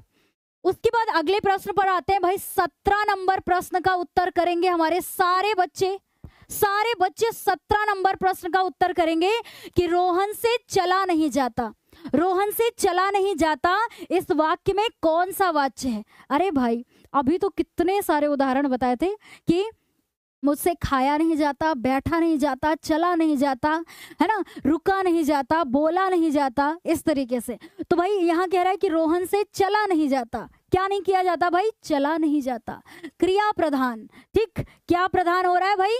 क्रिया प्रधान। तो हम लोग क्या बोलेंगे यहाँ पर? कितना बढ़िया सा क्वेश्चन, क्या बोलेंगे कि कर्मवाच्य नहीं, कर्तवाच्य नहीं, बल्कि करेक्ट आंसर हो जाएगा कि इस तरीके के अगर उदाहरण देखने को मिले कि खाया नहीं जाता, बैठा नहीं जाता, उठा नहीं जाता, है ना, यानी कि हमारी क्रिया प्रधान हो रही है, तो यहाँ पर हो जाएगा भाववाच्य। और सारे बच्चे भाववाच्य आंसर कर रहे हैं। वाह, क्या बात है, सारे बच्चे सी ऑप्शन कर रहे हैं। मजा आ रही है ना बच्चों ऐसे प्रश्न करके? इनमें क्या होता है कि हमारे पेपर में बहुविकल्पी ही तो आते हैं व्याकरण से। जो हिंदी का पेपर होता है ना, उसमें व्याकरण के बहुविकल्पी प्रश्न ही आते हैं। 10 नंबर आपका गद्य पद्य साहित्य का इतिहास होता है, और 10 नंबर में आपकी हिंदी व्याकरण होती है। ठीक है ना, हिंदी व्याकरण होती है। तो ऐसे प्रश्न करेंगे। आगे चले, अगला क्वेश्चन है। अब इसमें हमारा अभी ये भी वाच्य से ही है ना, वाच्य परिवर्तन का ही है ये प्रश्न। और याद रखिएगा कि हम लोगों ने कौन कौन से टॉपिक से प्रश्न किए। पहले समास के क्वेश्चन किए, फिर पद परिचय से किया, अब हम लोग वाच्य परिवर्तन के प्रश्न कर रहे हैं। ठीक, अब देखेंगे जिस वाक्य में कर्म की प्रधानता होती है ना, होती है होना चाहिए, यहाँ पर मिसप्रिंट हुआ है भाई। ठीक है ना, होती है वह वाच्य है जिस वाक्य में कर्म की प्रधानता। तो कर्म की प्रधानता होती है तो कर्त तो होगा नहीं, भाव होगा नहीं, ये भी नहीं होगा। करेक्ट आंसर हो जाएगा कर्मवाच्य। ठीक, तो जिसमें कर्म की प्रधानता वो कर्मवाच्य हो जाएगा। ये तो सारे बच्चों का करेक्ट आंसर होगा। सारे बच्चे यही कर रहे हैं। हाँ, पेपर में हमारे क्वेश्चन भी आता है कि बहुत अच्छा प्रश्न किसी ने पूछा है, अगर कोई बच्चा प्रश्न में पूछता है तो बताइएगा, ठीक है ना। वाच्य कितने प्रकार का होता है ना, कितने प्रकार होते हैं इसके, कितने प्रकार होते हैं, तो याद रखना बच्चों, वाच्य के कितने प्रकार होते हैं, 3 प्रकार होते हैं, ठीक है ना। कितने होते हैं भाई, 3। पहला क्या होता है, 3 प्रकार होते हैं। पहला क्या हो जाएगा आपका, सबसे पहला ऐसे याद रखना कि कर्तवाच्य होता है, ठीक, कर्तवाच्य होता है। दूसरा आपका होता है कर्मवाच्य, ठीक, कर्मवाच्य, पेपर में क्वेश्चन भी आ सकता है। और तीसरा आपका होता है भाववाच्य। तीसरा क्या होता है भाई, भाववाच्य, ठीक। तो ये हो जाएगा हमारा क्या, अगर पेपर में आता है कि भाई कितने प्रकार होते हैं तो याद रखेंगे भाई 3, ठीक, कर्तवाच्य, कर्मवाच्य, भाववाच्य। यहां तक क्लियर है बच्चों, वेरी गुड, बहुत बढ़िया, सारे बच्चे करेक्ट आंसर करें। चले अगले प्रश्न पर चलते हैं भाई, है ना। और अभी तो हमारे रस छंद अलंकार के प्रश्न बचे हुए हैं, ठीक। चले अगला प्रश्न है कि मोहन द्वारा चित्र बनाया गया इस वाक्य में वाच्य है। अरे मैम, ऐसा प्रश्न अगर हमें ये 2025 में आया है और मान लीजिए 2026 में आता है, तो भाई हमारे पेपर में, है ना, हमारे पेपर में अगर ऐसा क्वेश्चन आता है तो हम लोग तुरंत पहचान जाएंगे, तुरंत। कैसे कि मोहन द्वारा चित्र बनाया जाता है, मोहन द्वारा चित्र बनाया जाता है। चित्र यानी कि हमारा कर्म प्रधान है, क्या प्रधान है भाई, चित्र बनाया जाता है, तो कर्म प्रधान है ना। तो भाई यहाँ पर क्या हो जाएगा कि ये पूछ रहा है कि किस वाक्य में वाच्य है, तो क्या बोलेंगे, कर्मवाच्य, कर्तवाच्य, भाववाच्य, इनमें से कोई नहीं, तो भाववाच्य तो नहीं होगा, ठीक, और कर्तवाच्य भी नहीं होगा। करेक्ट आंसर क्या हो जाएगा, कर्मवाच्य हो जाएगा। सही जवाब क्या हो जाएगा बच्चों, कर्मवाच्य हो जाएगा सही जवाब। क्या देखेंगे पेपर में, मोहन द्वारा चित्र बनाया जाता है, ऐसे ना, द्वारा चित्र बनाया जाता है, तो ये हमारा कर्मवाच्य का। और भाववाच्य में तो बहुत आसानी से पहचान लेंगे, खाया नहीं जाता, बैठा उठा पिया नहीं जाता, ऐसे करके, ठीक। अब चले अगले प्रश्न पर, 19 नंबर प्रश्न है।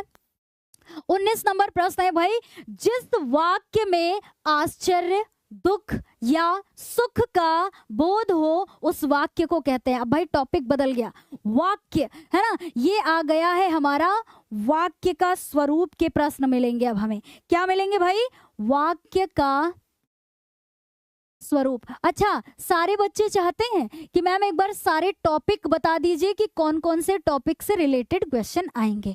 तो जब अभी हम लोग ये प्रश्नों को कर लेंगे ना, मैं आपको लिख करके बता दूंगी कि कौन कौन से टॉपिक से रिलेटेड आपके पेपर में प्रश्न आएंगे, ठीक। अभी तो हम लोग प्रश्न करते जाएंगे, मिलते जाएंगे टॉपिक, लास्ट में मैं आपको लिख करके सारे बता दूंगी कि कौन कौन से टॉपिक से रिलेटेड क्वेश्चन आएंगे, ठीक है ना बच्चों। बढ़िया, उत्साह बना हुआ है ना सारे बच्चों का, लगातार बहुत अच्छे से आंसर करेंगे। जिस वाक्य में आश्चर्य, आश्चर्य मतलब जैसे किसी चीज को देखा बहुत सुंदर है तो तुरंत देखेंगे वाह कितना सुंदर है, ऐसे बोलेंगे ना, वाह कितना सुंदर है। अचानक से आपने ताजमहल देखा, आज तक फोटो वगैरह में देख रहे थे, तो आपने अपनी नजरों के सामने से, मतलब नजरों से ही उसको डायरेक्ट देख लिया, तो आप बोलेंगे वाह कितना सुंदर है ना, ऐसे ही तो बोलेंगे ना। तो आश्चर्य, दुख, मान लीजिए कोई ऐसी चीज देखते हैं जिसमें दुख व्यक्त होता है, या कोई ऐसी चीज देखते हैं उसमें सुख का आपको आनंद मिलता है, बढ़िया सुख का एहसास होता है, तो भाई ऐसे वाक्य कैसे होते हैं, तो नकारात्मक तो नहीं होंगे, है ना, और प्रश्नवाचक भी नहीं होंगे, संदेहवाचक भी नहीं होंगे। करेक्ट आंसर हो जाएगा विस्मय बोधक वाक्य। विस्मय बोधक मतलब आश्चर्य सूचक वाक्य, है ना, ऐसे। तो भाई ये हमारा 2025 के बोर्ड एग्जाम में आया है। अच्छा, जितने भी बच्चे अभी क्लास में है ना, अभी जितने भी बच्चे हैं वो एक बार फटाफट से क्लास को लाइक कर दीजिए बच्चों, फटाफट से एक बार क्लास को लाइक कर देंगे, है ना। जिन्होंने अभी तक ये काम नहीं किया है, मतलब जिन्होंने अभी तक क्लास को लाइक नहीं किया, तो फटाफट से एक बार क्लास को लाइक कर देंगे, ठीक।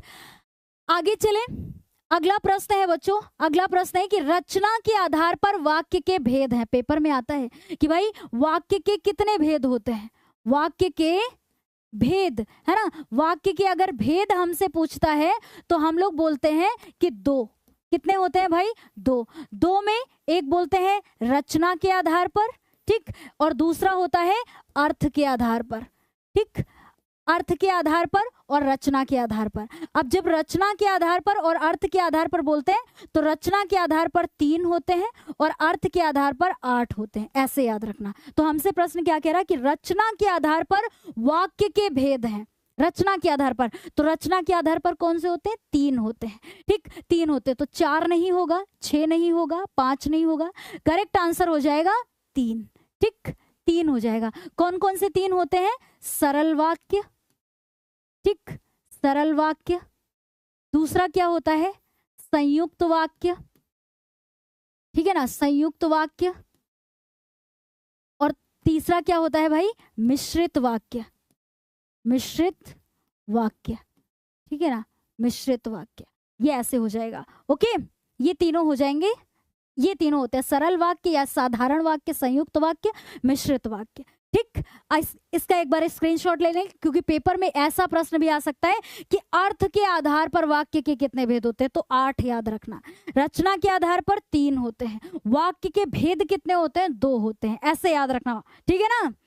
हाँ, बहुत इंपॉर्टेंट है क्वेश्चन, बहुत ही ज्यादा इंपॉर्टेंट है बच्चों। वेरी गुड, हमारे सारे बच्चे करेक्ट आंसर कर रहे हैं। उसके बाद अगला प्रश्न है कि आज्ञावाचक वाक्य है। बहुत अच्छा, ये तो पता है, ये वाला प्रश्न ना 2024 के बोर्ड एग्जाम में आया था, ठीक, कि दरवाजा खोलो, पुस्तक मेज पर रख दो, इधर मत खड़े हो, है ना, और इनमें से सभी, है ना, इनमें से सभी। तो भाई हमसे प्रश्न कह रहा है कि आज्ञावाचक वाक्य, और आज्ञा मतलब आज्ञा दी जा रही है, हमारे द्वारा ये आज्ञा दी जा रही है कि आज आपको पूरी क्लास देखना है बच्चों, क्योंकि भाई हम लोग सारे टॉपिक से रिलेटेड इन प्रश्नों को कवर करेंगे, है ना। और ये यकीन मानिए बच्चों, जो इधर उधर आपको ये देखना पड़ता है कि भाई कौन कौन से टॉपिक हैं, तो सारे टॉपिक आपको एक साथ इस क्लास में मिलेंगे, प्रश्न भी देखने को मिल रहे हैं साथ साथ में। और जैसे आप मेहनत कर रहे हैं वैसे मेहनत करते रहिए। हर दिन लगातार शाम को 7 बजे क्लास होती है, उससे भी जुड़े रहिए, है ना, कि भाई कब कैसी क्लास होती है उसको करते रहें। यकीन मानिए बच्चों, बहुत अच्छा स्कोर करेंगे, है ना, बहुत अच्छा स्कोर करेंगे। लेकिन कब? जब ईमानदारी से, बिल्कुल लगन के साथ में, विश्वास से मेहनत करेंगे तब। सारे बच्चे मेहनती हैं, बहुत अच्छे, हाँ, बहुत अच्छे से हम लोगों को ये बात पता है, ठीक। तो हमारे बच्चों को पोल मिल गया है 21 नंबर, और सारे हमारे मेहनती बच्चे आंसर करेंगे कि आज्ञावाचक वाक्य है। तो भाई दरवाजा खोल दो, आज्ञा दी जा रही है, दरवाजा खोल दो। फिर क्या? पुस्तक मेज पर रख दो, है ना, मैम लोग के द्वारा बोला नहीं जाता, किताबें मेज पर रख दो, है ना, इधर मत खड़े हो। तो यहाँ पर ये आज्ञा दी जा रही है, तो इसका मतलब करेक्ट आंसर हो जाएगा इनमें से सभी, क्योंकि सब में आज्ञा दी जा रही है भाई, है ना। तो हमारा करेक्ट आंसर क्या हो जाएगा? इनमें से सभी। ये 2024 के बोर्ड एग्जाम में क्वेश्चन आया था, देखिए कितना आसान है, कितना आसान है ना बच्चों। हाँ, सारे बच्चे डी आंसर कर रहे हैं, बहुत अच्छा लग रहा है देख करके जो इस तरीके से आंसर कर रहे हैं बच्चे। उसके बाद अगला प्रश्न है कि निम्नलिखित में प्रश्नवाचक वाक्य है, प्रश्नवाचक वाक्य है बच्चों, फटाफट से आंसर करेंगे। तुम कहाँ जा रहे हो? प्रश्नवाचक चिन्ह लगा हुआ है। वह क्या कर रही है? प्रश्नवाचक चिन्ह लगा हुआ है। वह कितने दिन रुकेगा? प्रश्नवाचक चिन्ह लगा हुआ है। और हमसे यही पूछ रहा है कि प्रश्नवाचक वाक्य बताइए, है ना। वह कहाँ जा रहा है, क्या कर रही है, कितने दिन रुकेगा, तो कहाँ, क्या, कितने, कब, ये सारे प्रश्नवाचक शब्द ही तो हैं हमारे। तो ये शब्द हैं, तो इसका मतलब ये करेक्ट हो जाएगा इनमें से सभी, ये हो जाएगा सही जवाब, ठीक। और सेम बिल्कुल बिल्कुल ऐसे क्वेश्चन बच्चों बोर्ड एग्जाम में आते हैं। फिर जब आपको सामने ये प्रश्न दिखते हैं तो लगता है कि वाह, बहुत अच्छे से उसमें ना जितने बहुविकल्पी प्रश्न होते हैं आप पूरा पूरा डेफिनेटली 20 में 20 अंक का करके आएंगे, अगर इस तरीके से हम लोग प्रैक्टिस करते हैं। बाकी वर्णात्मक भी अभी हम लोग और भी प्रैक्टिस करेंगे, ठीक है ना। जब तक आपका बोर्ड एग्जाम नहीं हो जाता हम लोग सांस थोड़ी ना अपनी रोक करके रखेंगे। मतलब कहने का मतलब है कि अपनी मेहनत को कम नहीं करना है और डबल करना है। जितना दिन एक एक कम होता जाए उतनी मेहनत हमारी बढ़नी चाहिए, है ना, तभी तो भाई बहुत अच्छा स्कोर कर पाएंगे, ठीक। तो आगे चले, अगला प्रश्न क्या है भाई 23 नंबर की। अब पर्यायवाची से मिलेंगे हमारे सारे प्रश्न। किससे मिलेंगे भाई? पर्यायवाची से मिलेंगे सारे प्रश्न, ठीक है ना। फिर उसके बाद रस, छंद, अलंकार। तो देव नदी का पर्यायवाची शब्द है, देव नदी का पर्यायवाची शब्द है, और एग्जैक्ट 2025 के बोर्ड एग्जाम में आया हुआ प्रश्न। आंसर करेंगे सर, पोल दे दिया बच्चों को, यमुना, सरयू, गंगा या सरस्वती। देखते हैं हमारे बच्चे क्या करते हैं आंसर, क्योंकि हमसे प्रश्न में कह रहा है कि देव नदी का पर्यायवाची शब्द है। अब देव नदी सरयू का पर्यायवाची है, यमुना का पर्यायवाची है, सरस्वती का पर्यायवाची है या गंगा का पर्यायवाची है। तो भाई बताएंगे फटाफट से कि ये किसका पर्यायवाची है। ये आया था 2025 के बोर्ड एग्जाम में। मान लीजिए आपके 2026 में अगर ये आ गए, आप उस वक्त होते तो आप क्या आंसर करते? क्या लग रहा है आपको, क्या लग रहा है? क्योंकि पर्यायवाची ऐसे शब्द है भाई कि उनमें से तो कोई भी कहीं से भी पूछा जा सकता है। करेंगे आंसर कि क्या होगा? ये यमुना का पर्यायवाची तो नहीं होगा भाई, और सरस्वती का भी नहीं होगा। दो में से अब तो दो ऑप्शन दे दिए, दो ऑप्शन में भी एक कट कर देते हैं कि सरयू का भी नहीं होगा। तो करेक्ट आंसर क्या हो जाएगा? गंगा का पर्यायवाची। देव नदी बच्चों किसका पर्यायवाची है? गंगा का पर्यायवाची हो जाएगा। ठीक है ना, किसका हो जाएगा भाई? गंगा का पर्यायवाची। ओग्रे, हाँ बिल्कुल, बहुत अच्छे से आंसर भी कर रहे हैं। हाँ बिल्कुल, आगे चलेंगे, हाँ आगे चलेंगे और अगले प्रश्न को हम लोग देखेंगे। ठीक है ना,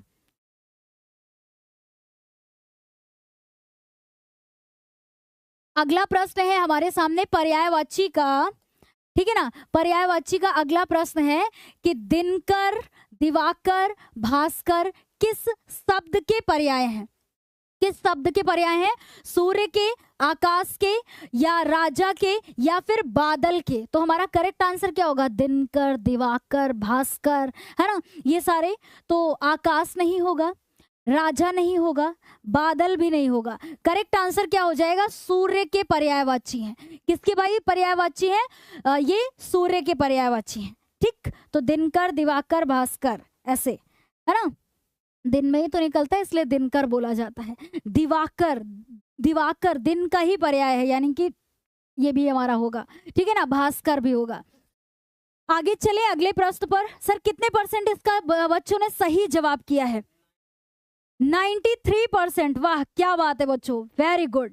आगे अगला प्रश्न देखते हैं कि अगला प्रश्न हमारा क्या है कि प्रसून, कुसुम, पुष्प, सुमन पर्यायवाची है। किसके पर्यायवाची है भाई? प्रसून, कुसुम, पुष्प, सुमन, है ना। तो भाई फल के, फूल के, कमल के या इनमें से कोई नहीं। एक पता है, अभी जब आप क्लास 10th में हैं, अपना एक माखनलाल चतुर्वेदी का पद्यांश पढ़ेंगे। उसमें है कि चाह नहीं मैं सुरबाला के गहनों में गूथा जाऊं, पुष्प की अभिलाषा कही है। बहुत अच्छा पद्यांश है और इतना प्रसिद्ध है कि अभी हम लोग उसको आई थिंक ऐप में हम लोग जो क्लासेस कर रहे हैं अपने शक्ति बैच या शक्ति 2.0 में, हम लोगों ने 6 चैप्टर कंप्लीट कर लिए हैं। उसके बाद अब उसी का नंबर है। तो जो हमारे बैचेस के बच्चे हैं उसके बाद हम लोग ये जो पद्यांश करेंगे ना, बहुत ही ज्यादा इंटरेस्टिंग है। कैसे है उसका कि चाह नहीं मैं सुरबाला के गहनों में गूथा जाऊं, है ना, इस तरीके से। तो ये पुष्प का ही देख करके, मतलब प्रसून, कुसुम, पुष्प, सुमन, जब इसको देखा ना तो मुझे वही याद आया। बहुत इंटरेस्टिंग भी है ना। तो ये फल के नहीं होंगे, फूल के, हाँ फूल का तो हो जाएगा भाई, फूल के नहीं होंगे ऐसा कह नहीं सकते हम लोग। कमल नहीं होगा, ये नहीं होगा। करेक्ट आंसर क्या हो जाएगा? फूल के पर्यायवाची। सही जवाब बच्चों यहाँ पर हमारा क्या हो जाएगा कि ये फूल के पर्यायवाची है। ठीक है ना, और सारे बच्चे सर फूल के पर्यायवाची कर रहे हैं ना। वेरी गुड, बहुत अच्छा आंसर। आगे चले, अगला प्रश्न है कि गजानन का पर्यायवाची है। गजानन, अच्छा मैम, गज के समान आनन, अभी हम लोगों ने क्या देखा था? समास देखा था ना, बहुव्रीहि समास होगा। अब आपसे कह रहा है कि इसका पर्यायवाची बताइए। तो लंबोदर, लंबा है उदर जिसका, है ना, तो भाई ये भी गजानन का ही पर्यायवाची हो जाएगा, गणेश जी का। एक दंत भी हो जाएगा, है ना, एक दांत है जिसके। समास में भी तो ये उदाहरण देखे थे हम लोगों ने, और पर्यायवाची में भी बता रहा है। विघ्नेश, क्या नाम है, बढ़िया, विघ्नेश यानी विघ्न को दूर करने वाले, है ना, विघ्न को दूर करने वाले, विघ्न बाधाओं को हरने वाले कौन? गजानन। तो ये तीनों हमारे ऑप्शन जो है गणेश जी के हो जाएंगे, है ना, पर्यायवाची। तो हमारा करेक्ट आंसर हो जाएगा इनमें से सभी, इनमें से सभी हो जाएगा हमारा सही जवाब, क्योंकि लंबोदर भी गणेश का पर्यायवाची है, एक दंत भी गणेश का पर्यायवाची है, विघ्नेश भी गणेश का पर्यायवाची है। तो ये हमारा करेक्ट आंसर हो जाएगा इनमें से सभी। ठीक है ना, इतनी बात क्लियर? सारे बच्चों का करेक्ट आंसर है, वेरी गुड। आगे चलेंगे, बादल का पर्यायवाची है। अभी ये हमारे सारे ये जो अभी ये प्रश्न कर रहे हैं ये पर्यायवाची से हैं। ठीक, क्योंकि हम लोगों ने समास, पद परिचय वाक्य वाच्य के कर लिए हैं। अब बादल का पर्यायवाची नहीं है कह रहा है। ये छोटी छोटी चीजें ही हमें कई सारे बच्चों से आगे लेकर के जाती है कि हम लोगों ने प्रश्न को पढ़ा कि बादल का पर्यायवाची नहीं है, तो आंसर क्या करेंगे? क्या करेंगे भाई? जलद, नीरद, चपला या जलधर। तो भाई जलधर, जल को धारण करने वाला मतलब जैसे तो ये तो बादल का पर्यायवाची हो जाएगा जलधर, है ना। क्या हो जाएगा भाई? जल, जलधर बादल का पर्यायवाची हो जाएगा। जलद भी बादल का पर्यायवाची हो जाएगा। नीरद भी बादल का पर्यायवाची हो जाएगा। चपला बादल का पर्यायवाची नहीं होगा क्योंकि हमसे कह रहा है नहीं, ठीक। तो ये हो जाएगा हमारा करेक्ट आंसर। अच्छा, चपला किसका जो है पर्यायवाची हो जाएगा? बिजली का।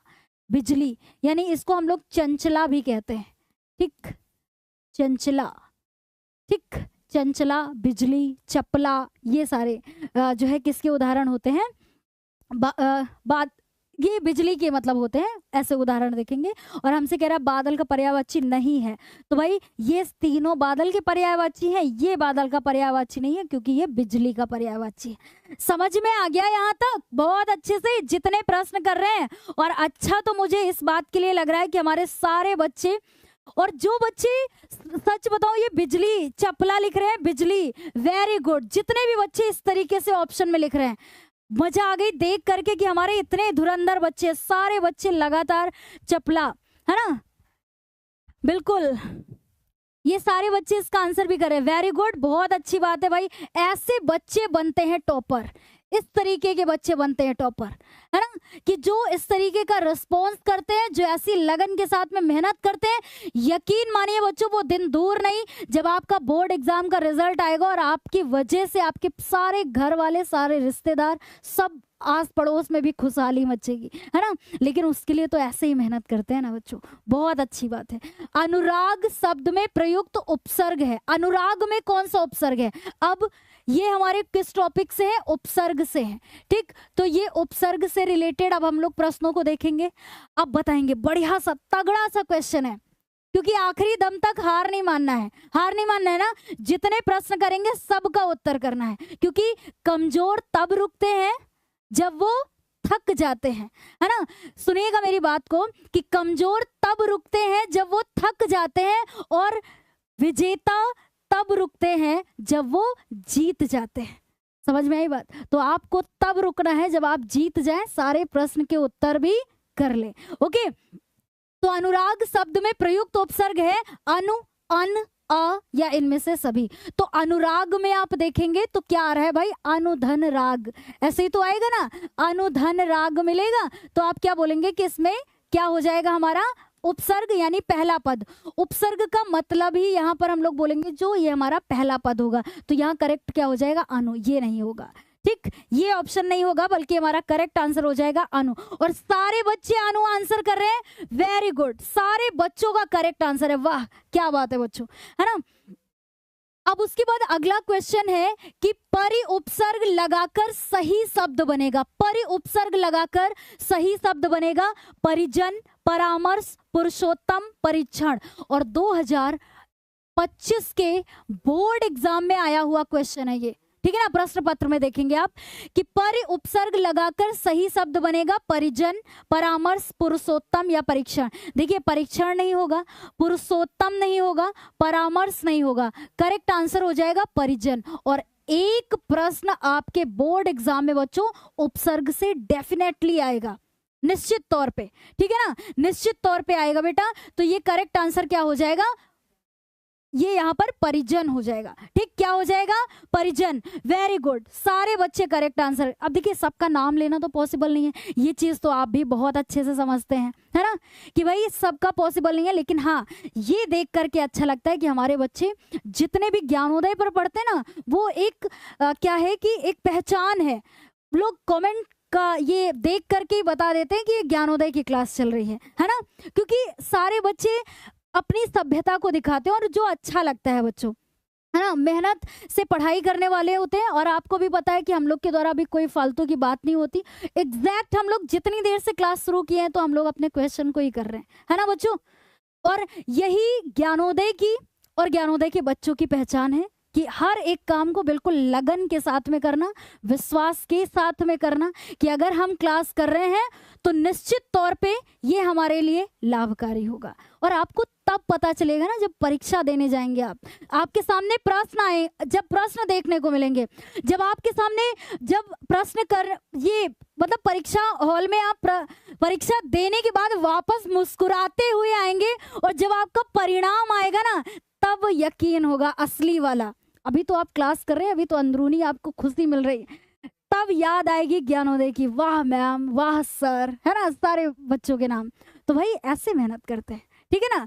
तो एक और ये चीज हमेशा बच्चों, जितने आप धीरे धीरे अपनी लाइफ में बड़े होते जाएंगे, जीवन में आगे बढ़ते जाएंगे, किसी भी काम को जब करते हैं ना बिल्कुल दिल से, और जब धीरे धीरे वो खुशी का एहसास कराने लगे, जैसे आपको अभी पढ़ने में मन नहीं लग रहा था, आपने एक दिन जबरदस्ती पढ़ा, दूसरे दिन फिर मन नहीं किया लेकिन फिर भी कॉपी को उठाया और आपने पढ़ा, तीसरे दिन भी एक मन कर रहा है कि आज अच्छा गैप कर ले, 2 दिन से तो लगातार पढ़ रहे थे, तीसरे दिन भी आप मन दिल ना करने पर भी कॉपी को उठाया और आपने पढ़ा, चौथे दिन भी ऐसा किया, और जब लगातार आपने लगभग 7-8 दिन ऐसा कर लिया तो धीरे धीरे धीरे धीरे वो आपके दिल का क्या बनता चला गया, एहसास कि अब तो भाई इस वक्त तो हमें पढ़ना है, और पढ़ना है, पढ़ना है, पढ़ना है, और तभी आगे कुछ करना है ना, ठीक है ना। बहुत अच्छे से, बढ़िया, एकदम पॉजिटिव होकर के ये चीजें करनी है। ओके, तो भाई परिमार्जन हो जाएगा इसका, परिमार्जन नहीं, परिजन, ठीक, ये हो जाएगा। अच्छा, ये वाला प्रश्न भी आपके 2023 में आया हुआ है, 2024 में भी आया हुआ है। क्या कह रहा प्रश्न, जरा पोल पर आंसर करेंगे हमारे सारे मेहनती बच्चे कि आ उपसर्ग का प्रयोग हुआ है, किसमें हुआ है भाई, आ उपसर्ग का प्रयोग, तो अनाथ, अपमान, अपवाद, अनुशासन। बहुत बढ़िया, तगड़ा प्रश्न है मैम, है ना, कि भाई आ उपसर्ग का प्रयोग हुआ है अनाथ में, अपमान में, अपवाद में, अनुशासन में, है ना। तो हम लोग बोलेंगे मैम अनुशासन में उपसर्ग का मतलब ही होता है कि पहला पद, अब इसका पहला पद देखेंगे अनुधन शासन, है ना, तो यहाँ पर तो उपसर्ग प्रयोग हुआ है अनु, ठीक, अनु, तो ये तो कट जाएगा। अपमान, है ना, अपमान और अपवाद में कौन सा उपसर्ग प्रयोग हुआ है, अप, ठीक, अप, तो ये भी कट जाएगा, ये भी कट जाएगा। तो करेक्ट आंसर क्या हो जाएगा हम लोगों का, अनाथ, क्योंकि अनाथ में जो उपसर्ग प्रयोग हुआ है वो आ उपसर्ग प्रयोग हुआ है। क्या उपसर्ग प्रयोग हुआ है भाई, अनाथ में आ उपसर्ग प्रयोग हुआ है। और सर सारे बच्चे हमारे यही आंसर कर रहे हैं, आ वाला, क्योंकि सबको आ दिख रहा होगा लेकिन पहचानते ऐसे हैं बच्चों, है ना। तो इसमें अनु है, इनमें अप है और इसमें आ है, और यही प्रश्न कह रहा है कि आ उपसर्ग का प्रयोग हुआ है, तो किसमें, अनाथ में, ठीक है ना। तो ये पिछले वर्ष में पूछा हुआ भी है, और जो आपके आने वाले प्रश्न होंगे 2026 बोर्ड एग्जाम में ऐसे ही प्रश्न मिलेंगे बच्चों देखने को, ठीक, वेरी गुड। अब चले आगे, अगला प्रश्न है बढ़िया सा, एकदम सॉलिड प्रश्न है कि 2024 के बोर्ड एग्जाम में आया हुआ, क्या कि गोधूम रूप है, गोधूम रूप है, तत्सम रूप है, ये तद्भव रूप है, दोनों का है, या फिर इनमें से कोई नहीं। तो गोधूम, गोधूम का जो तद्भव रूप होता है ना वो क्या होता है, क्या बोलते हैं, गोधूम का मतलब क्या होता है पता है आपको, गोधूम का मतलब होता है गेहूं। क्या होता है भाई, गेहूं, ठीक है ना, गेहूं होता है, और गेहूं जो है ये तद्भव रूप है, ठीक, गेहूं तद्भव रूप है, इसका तत्सम रूप हो जाएगा गोधूम। और सारे बच्चे गोधूम आंसर कर रहे हैं, तद्भव नहीं होगा, ये भी नहीं होगा, ये भी नहीं होगा। आज इतने सारे प्रश्न करने के बाद आपको ये एहसास होगा कि भाई कैसे प्रश्न आते हैं, है ना। ये आगे चले तो ये हो जाएगा हमारा इसमें करेक्ट आंसर। फिर उसके बाद अगला प्रश्न आता है हमारे सामने कि ओष्ठ का तद्भव शब्द है। अब तत्सम तद्भव के प्रश्न आए हमारे सामने, है ना, कि ओष्ठ का तद्भव शब्द है ओष्ठ, ओठ, ऊठ, या फिर इनमें से कोई नहीं। तो करेक्ट आंसर क्या होगा भाई कि हमसे तद्भव रूप पूछ रहे हैं ना, तद्भव यानी हिंदी रूप इसका, तो ओष्ठ नहीं होगा ये वाला, ऊठ नहीं होगा, ये भी नहीं होगा, करेक्ट आंसर हो जाएगा ओठ। और ये वाला भी हमारे 2025 के बोर्ड एग्जाम में आया हुआ प्रश्न है। आपको यकीन नहीं होता, आप प्रश्न पत्र उठा करके देखेंगे, क्योंकि यूपी बोर्ड में 7 सेट पूरे ये बनते हैं, और 7 सेट में एक सेट में आपको ये प्रश्न मिलेगा देखने को, ठीक है बच्चों। हाँ, वेरी गुड। तो हमारा करेक्ट आंसर क्या हो जाएगा, जितने बच्चे भी हमारा बी ऑप्शन कर रहे हैं, करेक्ट हो जाएगा बी ऑप्शन।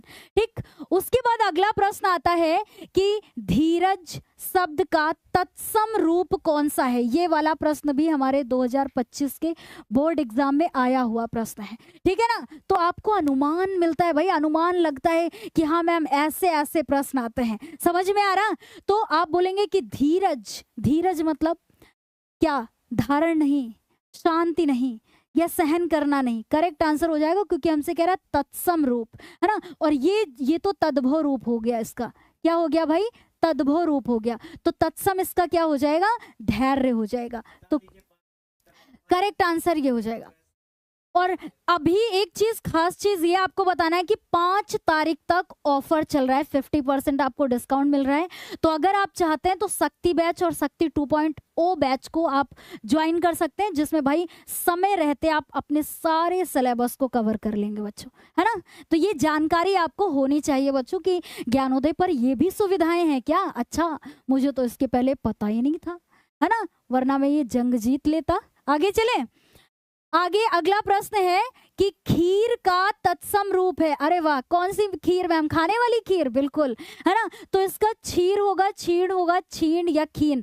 भाई ऐसे नहीं, नॉर्मल सा प्रश्न आपके सामने आया है, यही सेम 2025, इसलिए हम लिख दे रहे हैं भाई, लिख दे रहे हैं। जब आप सारे प्रश्न पत्र हल करेंगे ना और हमारे द्वारा आपको कराया जाएगा, तो जब ये प्रश्न मिलेगा ना तब आपको यकीन होगा, अच्छा मैम इसके पहले तो आपने इसी तरीके से कराया था प्रश्न, है ना, तब हमने हल्के में ले लिया था मैम, है ना। तो भाई खीर का तत्सम रूप है क्षीर, क्षीर या क्षीण या खीन। तो भाई खीन नहीं होगा, क्षीर नहीं होगा, क्षीर नहीं होगा, करेक्ट आंसर हो जाएगा क्षीर। क्योंकि अगर हमें खा मिलता है तो ये इसका हमें तद्भव रूप में खा मिलता है। ठीक, तद्भव में हमें खा मिलता है और ये तत्सम में आने पर किस में बदल जाता है, तत्सम में आने पर ये छा में बदल जाता है। ठीक, जैसे हमारे पेपर में एक प्रश्न आया था कि भाई ऐसे जैसे पूछ लेता है ना कि खेत का तत्सम रूप बताइए, तो आप क्या बोलते हैं, क्षेत्र, ऐसे बोलते हैं ना। तो देखिए तद्भव में खा था, इसमें छा हो गया, ऐसे। ठीक, आगे चले, अगले प्रश्न पर चलते हैं कि सूरज का तत्सम रूप है। तो आप बोलेंगे दिनकर नहीं, प्रकाश नहीं, सूरज नहीं, बल्कि करेक्ट आंसर सूर्य। तो सूरज का तत्सम रूप क्या हो जाएगा, सूर्य हो जाएगा। तो नॉर्मल सा क्वेश्चन है, लेकिन हाँ पिछले वर्ष में आया हुआ है बच्चों, है ना, पिछले वर्ष में आया हुआ है कि सूरज का तत्सम रूप क्या होगा। अब 3 टॉपिक से अभी हम लोग और रिलेटेड क्वेश्चन करेंगे, रस, छंद और अलंकार से। ठीक, यहां तक बहुत अच्छे से समझ में आ गया सारे बच्चों को, वेरी गुड। अब चलेंगे अगले क्वेश्चन पर। अगला प्रश्न क्या है सर, 36 नंबर, बढ़िया, एकदम पसंदीदा प्रश्न, है ना, कि इसमें स्टार बनाएंगे और नोट करेंगे कि ये 2025 के बोर्ड एग्जाम में आया हुआ प्रश्न है। ठीक, 2025। और सर ये 36 नंबर प्रश्न का पोल दे दीजिएगा बच्चों को, है ना। और सबसे अच्छी बात बताऊं कि भाई जो हम लोगों ने हिंदी में पढ़ा है आंसू रचना, आंसू, है ना, उस ये जो रचना है जयशंकर प्रसाद जी की, इसी की ये लाइन्स है। और हमसे पता है पेपर में प्रश्न क्या पूछा कि उपयुक्त पंक्तियों में रस है, कौन सा रस है। और पता है ये 2025 के बोर्ड एग्जाम में आया हुआ क्वेश्चन है, सुनिएगा बहुत अच्छे से, 25 में आया हुआ है। और जब हम लोग 2025 की तैयारी कर रहे थे, 2025 बोर्ड एग्जाम की तैयारी कर रहे थे, मतलब पिछले साल जब बच्चों के साथ में, पिछले साल नहीं मतलब इसी साल ऐसे जब तैयारियां अभी कर रहे थे, जब फरवरी में बच्चों ने एग्जाम दिया था, है ना, तो उसमें मैं इन्हीं की लाइंस बच्चों को हमेशा क्लास में सुनाया करती थी कि भाई जयशंकर प्रसाद जी की आंसू की कुछ लाइन है कि इस करुणा कलित हृदय में अब विकल रागिनी बजती, क्यों हाहाकार स्वरों में वेदना असीम गरजती, आती है शून्य क्षितिज से क्यों लौट प्रतिध्वनि मेरी। और पता है उसी की आगे की लाइंस 2025 के बोर्ड एग्जाम में आ गई, 2025 के बोर्ड एग्जाम में आ गई। यही जो बच्चों को हम लाइंस सुनाया करते थे ना आंसू की, वही भाई उसी के आगे कैसे, जो घनी भूत पीड़ा थी मस्तक में स्मृति स्मृति सी छाई, दुर्दिन में आंसू बनकर वह आज बरसने आई। मतलब इतना अच्छा लगा कि भाई उसी की आगे की लाइंस 2025 में आ गई और हमसे प्रश्न पूछ रहा है कि उपर्युक्त पंक्तियों में रस है। तो जब आपने देखा कि भाई वह घनीभूत पीड़ा सी, पीड़ा दुख, दुख दर्द का एहसास हो रहा है ना, अब दुख दर्द का एहसास हो रहा है, मतलब यहाँ पर कहने का मतलब है कि यहाँ पर हमारा करुण भाव झलक रहा है भाई, दिख रहा है करुण भाव, है ना। और पता है जब ये 2025 के बोर्ड एग्जाम में ये प्रश्न आया और मैंने देखा कि भाई ये तो उन्हीं लाइंस के आगे की लाइंस है, तो बहुत अच्छा लगा देख करके कि भाई ये जो घनीभूत पीड़ा थी मस्तक में स्मृति सी छाई, दुर्दिन में आंसू बनकर वह आज बरसने आई। और देख करके मैम लगा कि भाई इसमें तो करुण भाव दिखाई दे रहा है और प्रश्न में कह रहा है कि उपर्युक्त पंक्तियों में रस है। कौन सा रस है? तो हम लोग वीर रस तो हमारे सिलेबस में नहीं है, तो ये ऑप्शन तो कट जाएगा। और फिर ऑप्शन में कह रहा है करुण रस, हास्य रस, शांत। शांत भी हमारे सिलेबस में नहीं है तो कट जाएगा।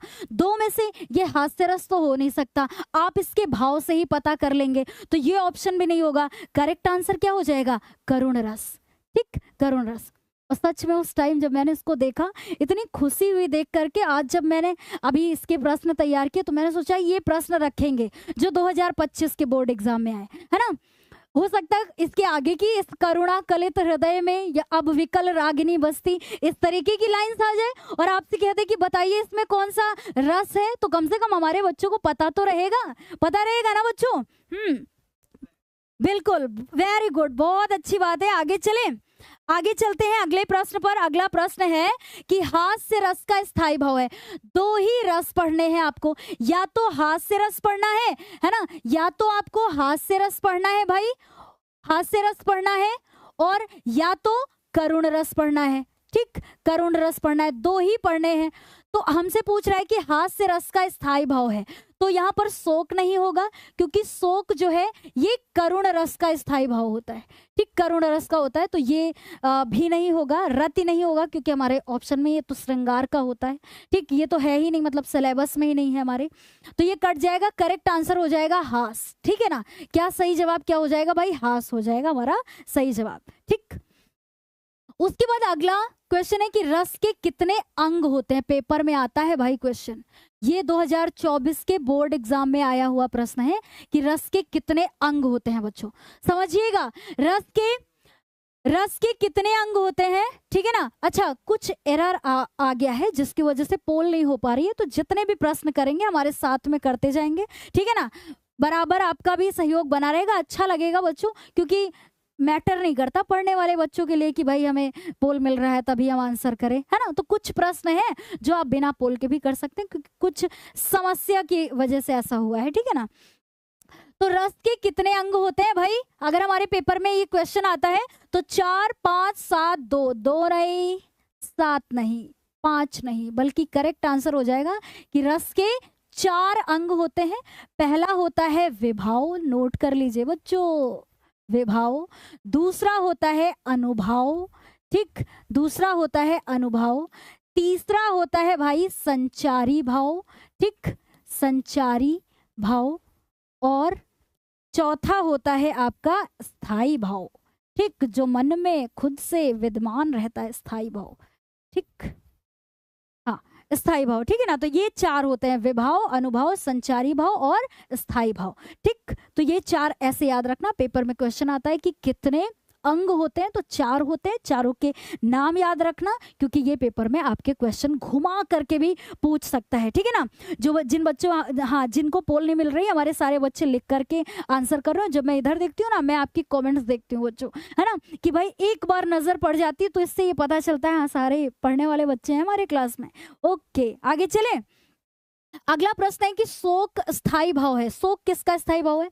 जैसे हास्य का स्थायी भाव क्या था? हास, पेपर में आता है क्वेश्चन। वैसे ही करुण रस का क्या स्थायी भाव होता है? शोक होता है। तो शोक स्थायी भाव है किसका? हास्य का नहीं है, हास्य का नहीं है, क्योंकि हास्य का तो हास्य का क्या होता है, हास होता है ना। और ये क्या हो जाएगा इसका करेक्ट आंसर, करुण रस, क्योंकि शोक किसका स्थायी भाव होता है, करुण रस का होता है।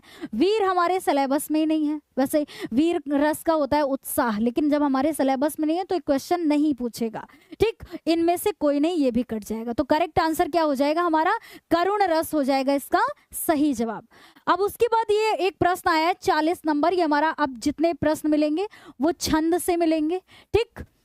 छंद से मिलेंगे बच्चों सारे प्रश्न, कि सोरठा किस प्रकार का छंद है। सोरठा किस प्रकार का छंद है, तो अर्ध सममात्रिक छंद है, सममात्रिक छंद है, विषम मात्रिक छंद है, या इनमें से कोई नहीं। तो हम लोग क्या बोलेंगे कि मैम हमसे प्रश्न कह रहा है, अब देखिएगा एक एक प्रश्न में अगर जितने भी बनने वाले प्रश्न होंगे वो हम लोग देख लेंगे कि सोरठा किस प्रकार का छंद है।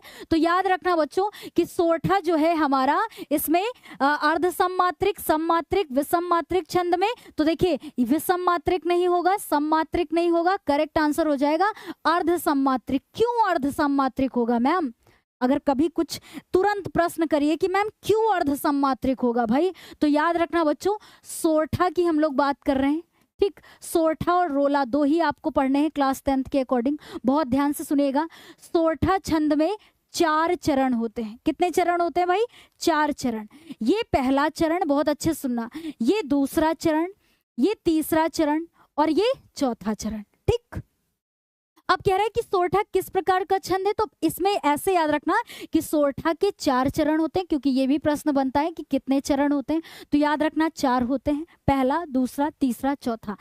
पहले चरण में 11 मात्राएं और तीसरे चरण में 11 मात्राएं, यानी जो विषम चरण है, विषम चरण कौन सा हुआ, पहला और तीसरा, ये विषम चरण। तो विषम चरण में 11-11 मात्राएं, बहुत अच्छे सुनिएगा, और दूसरे और चौथे चरण में 13-13 मात्राएं। कितनी कितनी मात्राएं भाई, 13-13 मात्राएं, यानी सम चरण में 13-13 मात्राएं। मतलब मैम आधे में एक जैसी, आधे में एक जैसी, पहले तीसरे में एक जैसी, दूसरे चौथे में एक जैसी, मतलब आधे आधे में एक जैसा हो रहा है, आधे आधे में हो रहा है ना, इसीलिए याद रखेंगे अर्ध सममात्रिक छंद, है ना। आधा समान दिखता है इसमें, आधे में एक जैसी मात्रा और आधे में एक जैसी मात्रा, याद रहेगा अर्ध सममात्रिक छंद, ठीक। तो ऐसे भी हमारे पेपर में क्वेश्चन बनता है कि भाई इसके प्रथम व तृतीय चरण में कितनी मात्राएं होती हैं, तो 11-11, और द्वितीय व चतुर्थ चरण में 13-13 मात्राएं। एक क्लास हम लोग ऐसी करेंगे विशेष तौर पे छंद की, है ना,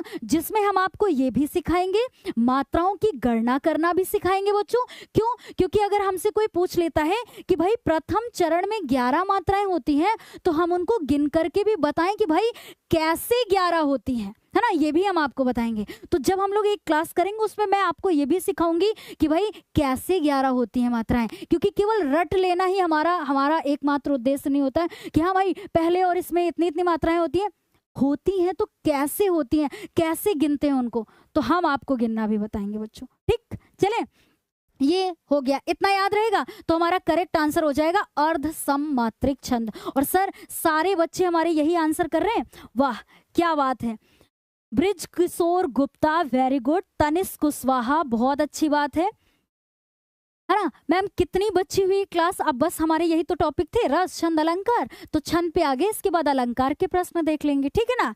ओके, हाँ अब है कि छंद पढ़ते समय आने वाले विराम को कहते हैं, अरे वाह, विराम का मतलब ही होता है ठहराओ, है ना। विराम का मतलब ही यहाँ पर हम लोग बोलेंगे ठहराओ, यानी रुकाओ, है ना, रुकावट। तो इसको हम लोग ना बोल करके ऐसे जब भी विराम का मतलब ही होता है रुकना, ठहरना, ठीक। तो सुनेंगे मेरी बात कि छंद को पढ़ते समय आने वाले विराम को क्या कहते हैं, 2025 के बोर्ड एग्जाम में आया हुआ प्रश्न। अब कैसे पहचानेंगे, जैसे मान लीजिए कोई छंद पढ़ रहे हैं और जब वो रुकते हैं उसके लिए, जैसे एक उदाहरण मैं आपको बताऊं, बहुत फेमस है क्या, कि पवन तनय संकट हरन मंगल मूर्ति रूप, राम लखन सीता सहित हृदय बसहु सुरभूप।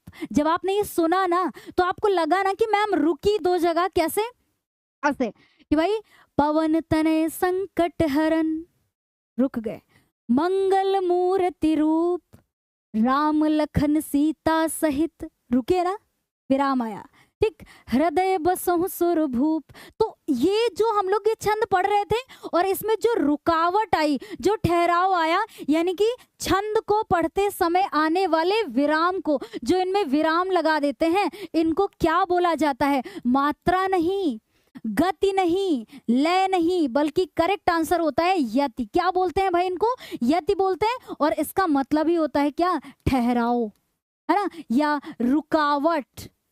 ठीक, रुकावट। तो भाई यही उदाहरण ऐसे याद रखना कि मैम ने बताया था कि आने वाले विराम चिन्ह, जो मतलब ये जो विराम आता है, रुकाव आता है, कि पवन तनय संकट हरन मंगल मूर्ति रूप राम लखन सीता सहित हृदय बसहु सुरभूप। आराम से पहचान लिया कि जो मैम बीच में रुकी ना, ये यति है। ठीक है ना, तो जो रुकाव, जो ठहराव आता है उसको यति कहते हैं। ठीक, तो मैंने आपको ऐसे बोल करके भी बता दिया छंद। ओके, बढ़िया बढ़िया उदाहरण था ना।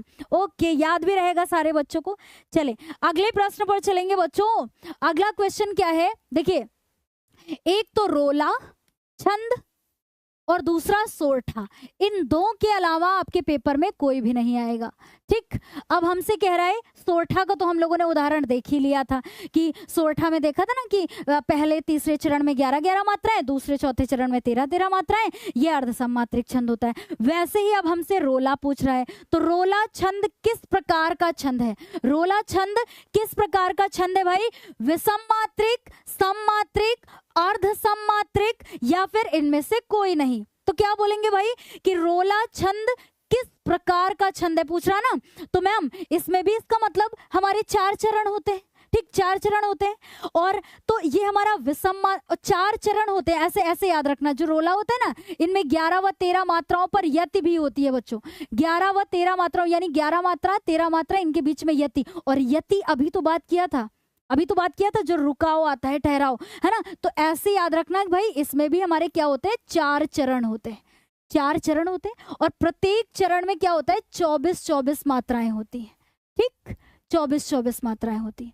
जैसे सोरठा में देखा था, तो पहले दूसरे में 11-11, सॉरी, पहले और तीसरे में 11-11, दूसरे और चौथे में 13-13 मात्राएं। वैसे ही जो रोला छंद है, रोला के प्रत्येक चरण में, पूरे मतलब प्रत्येक चरण में 24-24 मात्राएं होती। तो इसको हम लोग विषम मात्रिक नहीं बोलेंगे, क्योंकि सब में एक जैसी है मैम, सब में एक जैसी है ना। और अर्धसम मात्रिक भी नहीं कहेंगे, इसको हम लोग सम मात्रिक कहेंगे, क्योंकि सब में समान मात्राएं हैं, है ना। क्या है भाई? समान मात्राएं हैं, सब में समान मात्राएं। तो जब सब में समान मात्राएं हैं बच्चों, तो सब में समान मात्राएं, इसका मतलब मैम ये सम मात्रिक छंद है। तो याद रखना कि रोला एक सम मात्रिक छंद है। इसमें इसके प्रत्येक मतलब इसमें 11 व 13 मात्राओं पर यति मिलती है, यानी ये लगा हुआ विराम दिख रहा है ना आपको, यति मिलती है। प्रत्येक चरण में 24-24 मात्राएं होती है। इतना याद रखना बच्चों बस। तो हमारा करेक्ट आंसर क्या हो जाएगा? सममात्रिक। और सारे बच्चे सर सममात्रिक आंसर कर रहे हैं। डी, वेरी गुड, बहुत अच्छी बात है मैम। 42 का आंसर सममात्रिक छंद होगा। इंसा एक बच्चा है आगे, मैंने नहीं देखा क्या है, बहुत अच्छी बात। इंसा खुर्शीद, वेरी गुड। ये रेगुलर वाले बच्चे हैं और हमारे बहुत सारे भाई रेगुलर वाले बच्चे हैं। अब भाई इसके लिए क्षमा करिएगा, सबका नाम नहीं ले सकते, है ना। हमारी मजबूरी को समझिए आप लोग, ठीक है ना। आगे अगला प्रश्न है कि सोरठा छंद के अब देखिए, अगर 2 प्रश्न में आपने बहुत ध्यान से सुना होगा ना कि मैम इतना सारा हमें बताती हुई आई, तो ये वाला आंसर सबका सही होना चाहिए कि भाई सोरठा छंद के द्वितीय चरण में कितनी मात्राएं होती हैं? 2025 के बोर्ड एग्जाम में आया हुआ प्रश्न। अब बोलिए जरा कि सोरठा छंद के द्वितीय चरण में कितनी मात्राएं होती है? 2 ही तो छंद पढ़ने बस हमें, ठीक। तो 13 मात्राएं, 8 मात्राएं, 16 मात्राएं, या इनमें से कोई नहीं? सोरठा छंद कह रहा ना, अभी एक बार बताया था 4 चरण होते हैं और पहले में 11, तीसरे में 11, दूसरे में 13, चौथे में 13। अब हमसे प्रश्न क्या कह रहा? प्रश्न क्या कह रहा कि सोरठा छंद के द्वितीय चरण में, दूसरा चरण कौन सा है? ये है ना, ये दूसरा चरण। कितनी मात्राएं भाई दूसरे चरण में? 13 मात्राएं। तो करेक्ट आंसर क्या हो जाएगा? 13। सर कितने % करेक्ट दिया है बच्चों ने आंसर?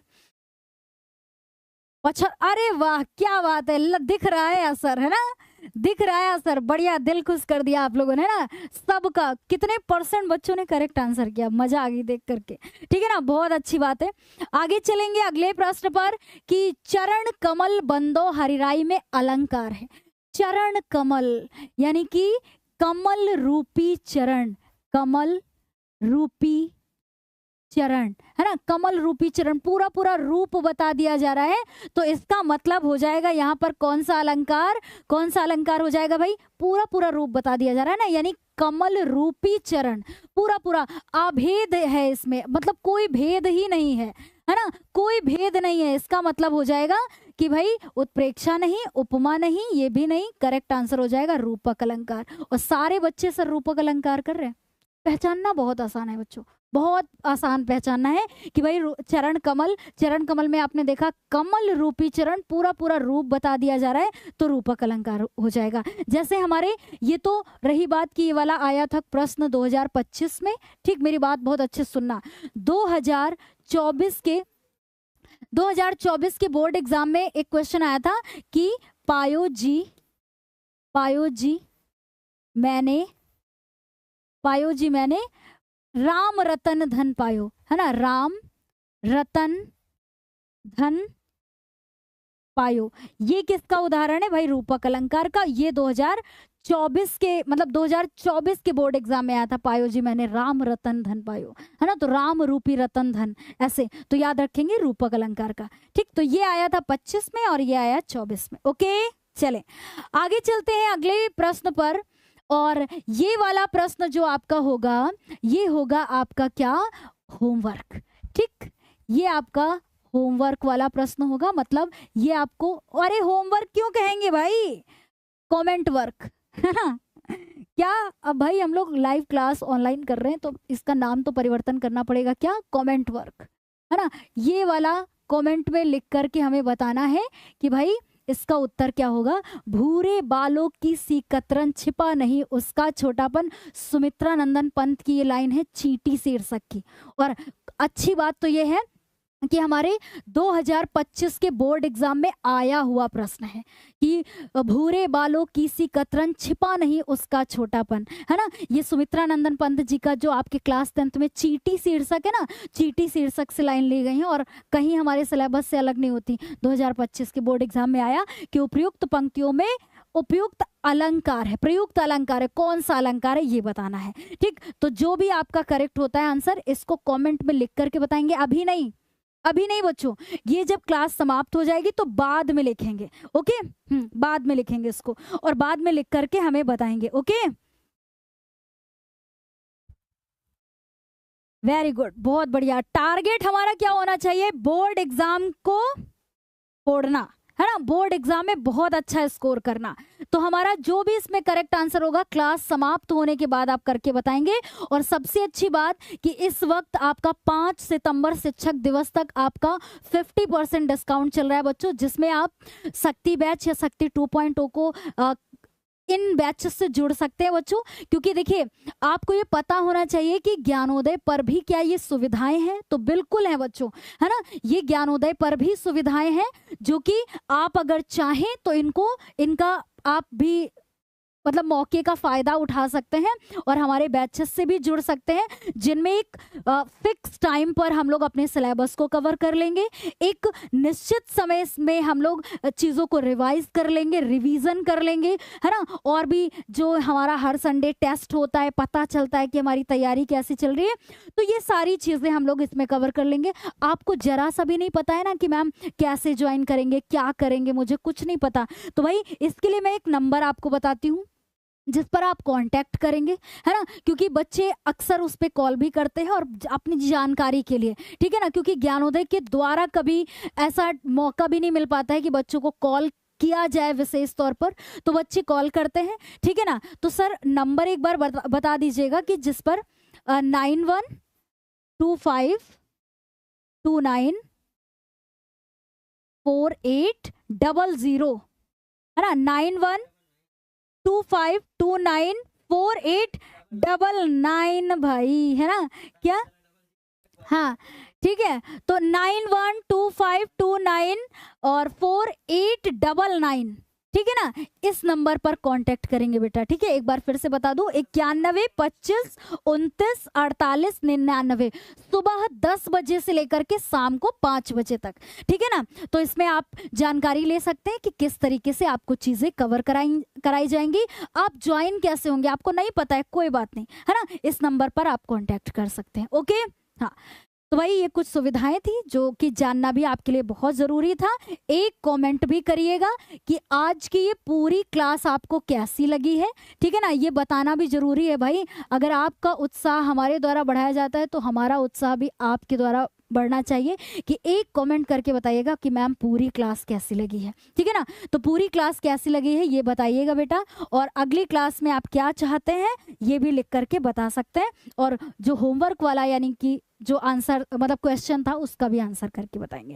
ठीक, अगर आपका कोई भी विशेष तौर पे प्रश्न नहीं होता है तो हम लोग अपनी क्लास को समाप्त करें। इंसा खुर्शीद कह रही हैं, सर कह रही हैं कि कह रहा है, कौन है, कह रही है ना। ओके, तो ये कह रही थैंक यू मैम, आज मजा आ गया, वेरी गुड, बहुत अच्छी बात है। ठीक है ना, मधु, ये सारे बच्चे हमारे, हाँ मैम मैं तो खाना खाने जा रहा हूँ। विनोद, विनोद आ गए हैं क्लास में, सर तो नाम ही लिया करते हैं, देख रहे हो विनोद, है ना, देख रहे हो विनोद, विनोद हमसे कह रहे हैं, देख रहे हो बच्चों, विनोद कह रहे हैं कि मैम हम भी खाना खाने जा रहे हो, अब आप भी खाना खा लीजिए। ठीक है ना, जो आज्ञा प्रभु। ओके, हाँ बढ़िया, बहुत मेहनत। देखिए एक चीज हमारी, जाते जाते एक चीज और बोलेंगे, अगर बढ़िया अच्छे से आप लगन से उत्साह के साथ में मेहनत करते हैं तो बहुत अच्छा स्कोर करेंगे। कभी भी ना मन लगे पढ़ने में, जरा सा भी अंदर से थोड़ा उत्साह कम हो जाए तो बस एक बार सोच लीजिएगा कि हम क्यों मेहनत कर रहे हैं, किसके लिए मेहनत कर रहे हैं। बस अपने आप अंदर से जोश आ जाएगा कि हम किसके लिए मेहनत कर रहे हैं भाई, अपने माता पिता के लिए। ठीक, तो मेरी ये छोटी सी बात आप बिल्कुल ध्यान रखिएगा कि कभी ना मन करे ना पढ़ने का, कभी अंदर से जो खुराफाती चीजें करने का मन करने लगे ना, तो एक बार ये याद कर लीजिएगा कि हम अपने आप को धोखा दे रहे हैं। और अगर हम मेहनत करते हैं, सही तरीके से मेहनत करते हैं, तो हम क्यों मेहनत कर रहे हैं और किसके लिए मेहनत कर रहे हैं, किस दिन के लिए मेहनत कर रहे हैं, है ना। तो बढ़िया अच्छे से मेहनत करते रहें, पढ़ाई करते रहें, क्योंकि इससे अधिक खुशी हमें और कोई कुछ किसी भी चीज से मिल ही नहीं सकती बच्चों, है ना। यही हमारे जीवन में काम भी आएगा। सो एक लाइन और कि अलसस्य कुतो विद्या, अविधस्य कुतो धनम, अधनस्य कुतो मित्रम, अमित्रस्य कुतो सुखम। अगर आप आलसी बनेंगे तो विद्या नहीं आएगी, और विद्या नहीं आएगी तो धन नहीं, अगर विद्या नहीं होगी तो धन नहीं मिलेगा, और जब आपके पास धन नहीं होगा तो मित्र नहीं आएगा, और अगर मित्र नहीं होगा तो सुख कहाँ से आएगा, क्योंकि मित्र भी तभी पूछते हैं जब आपके पास धन होगा, और धन आपके पास तभी होगा जब आपके पास विद्या होगी, और विद्या आपको तभी मिल सकती है जब आप अपने आलस्य को त्याग देंगे। ठीक, तो बहुत ज्ञान मिल गया आपको, तो आज के लिए इतना ही। तब तक के लिए bye bye, take care and thank you so much. एक कमेंट जरूर करिएगा बच्चों, ठीक है ना, बढ़िया अच्छे से मेहनत करिए, पढ़ाई करिए। मिलते हैं फिर अगली क्लास में, तब तक के लिए bye bye, take care and thank you so much.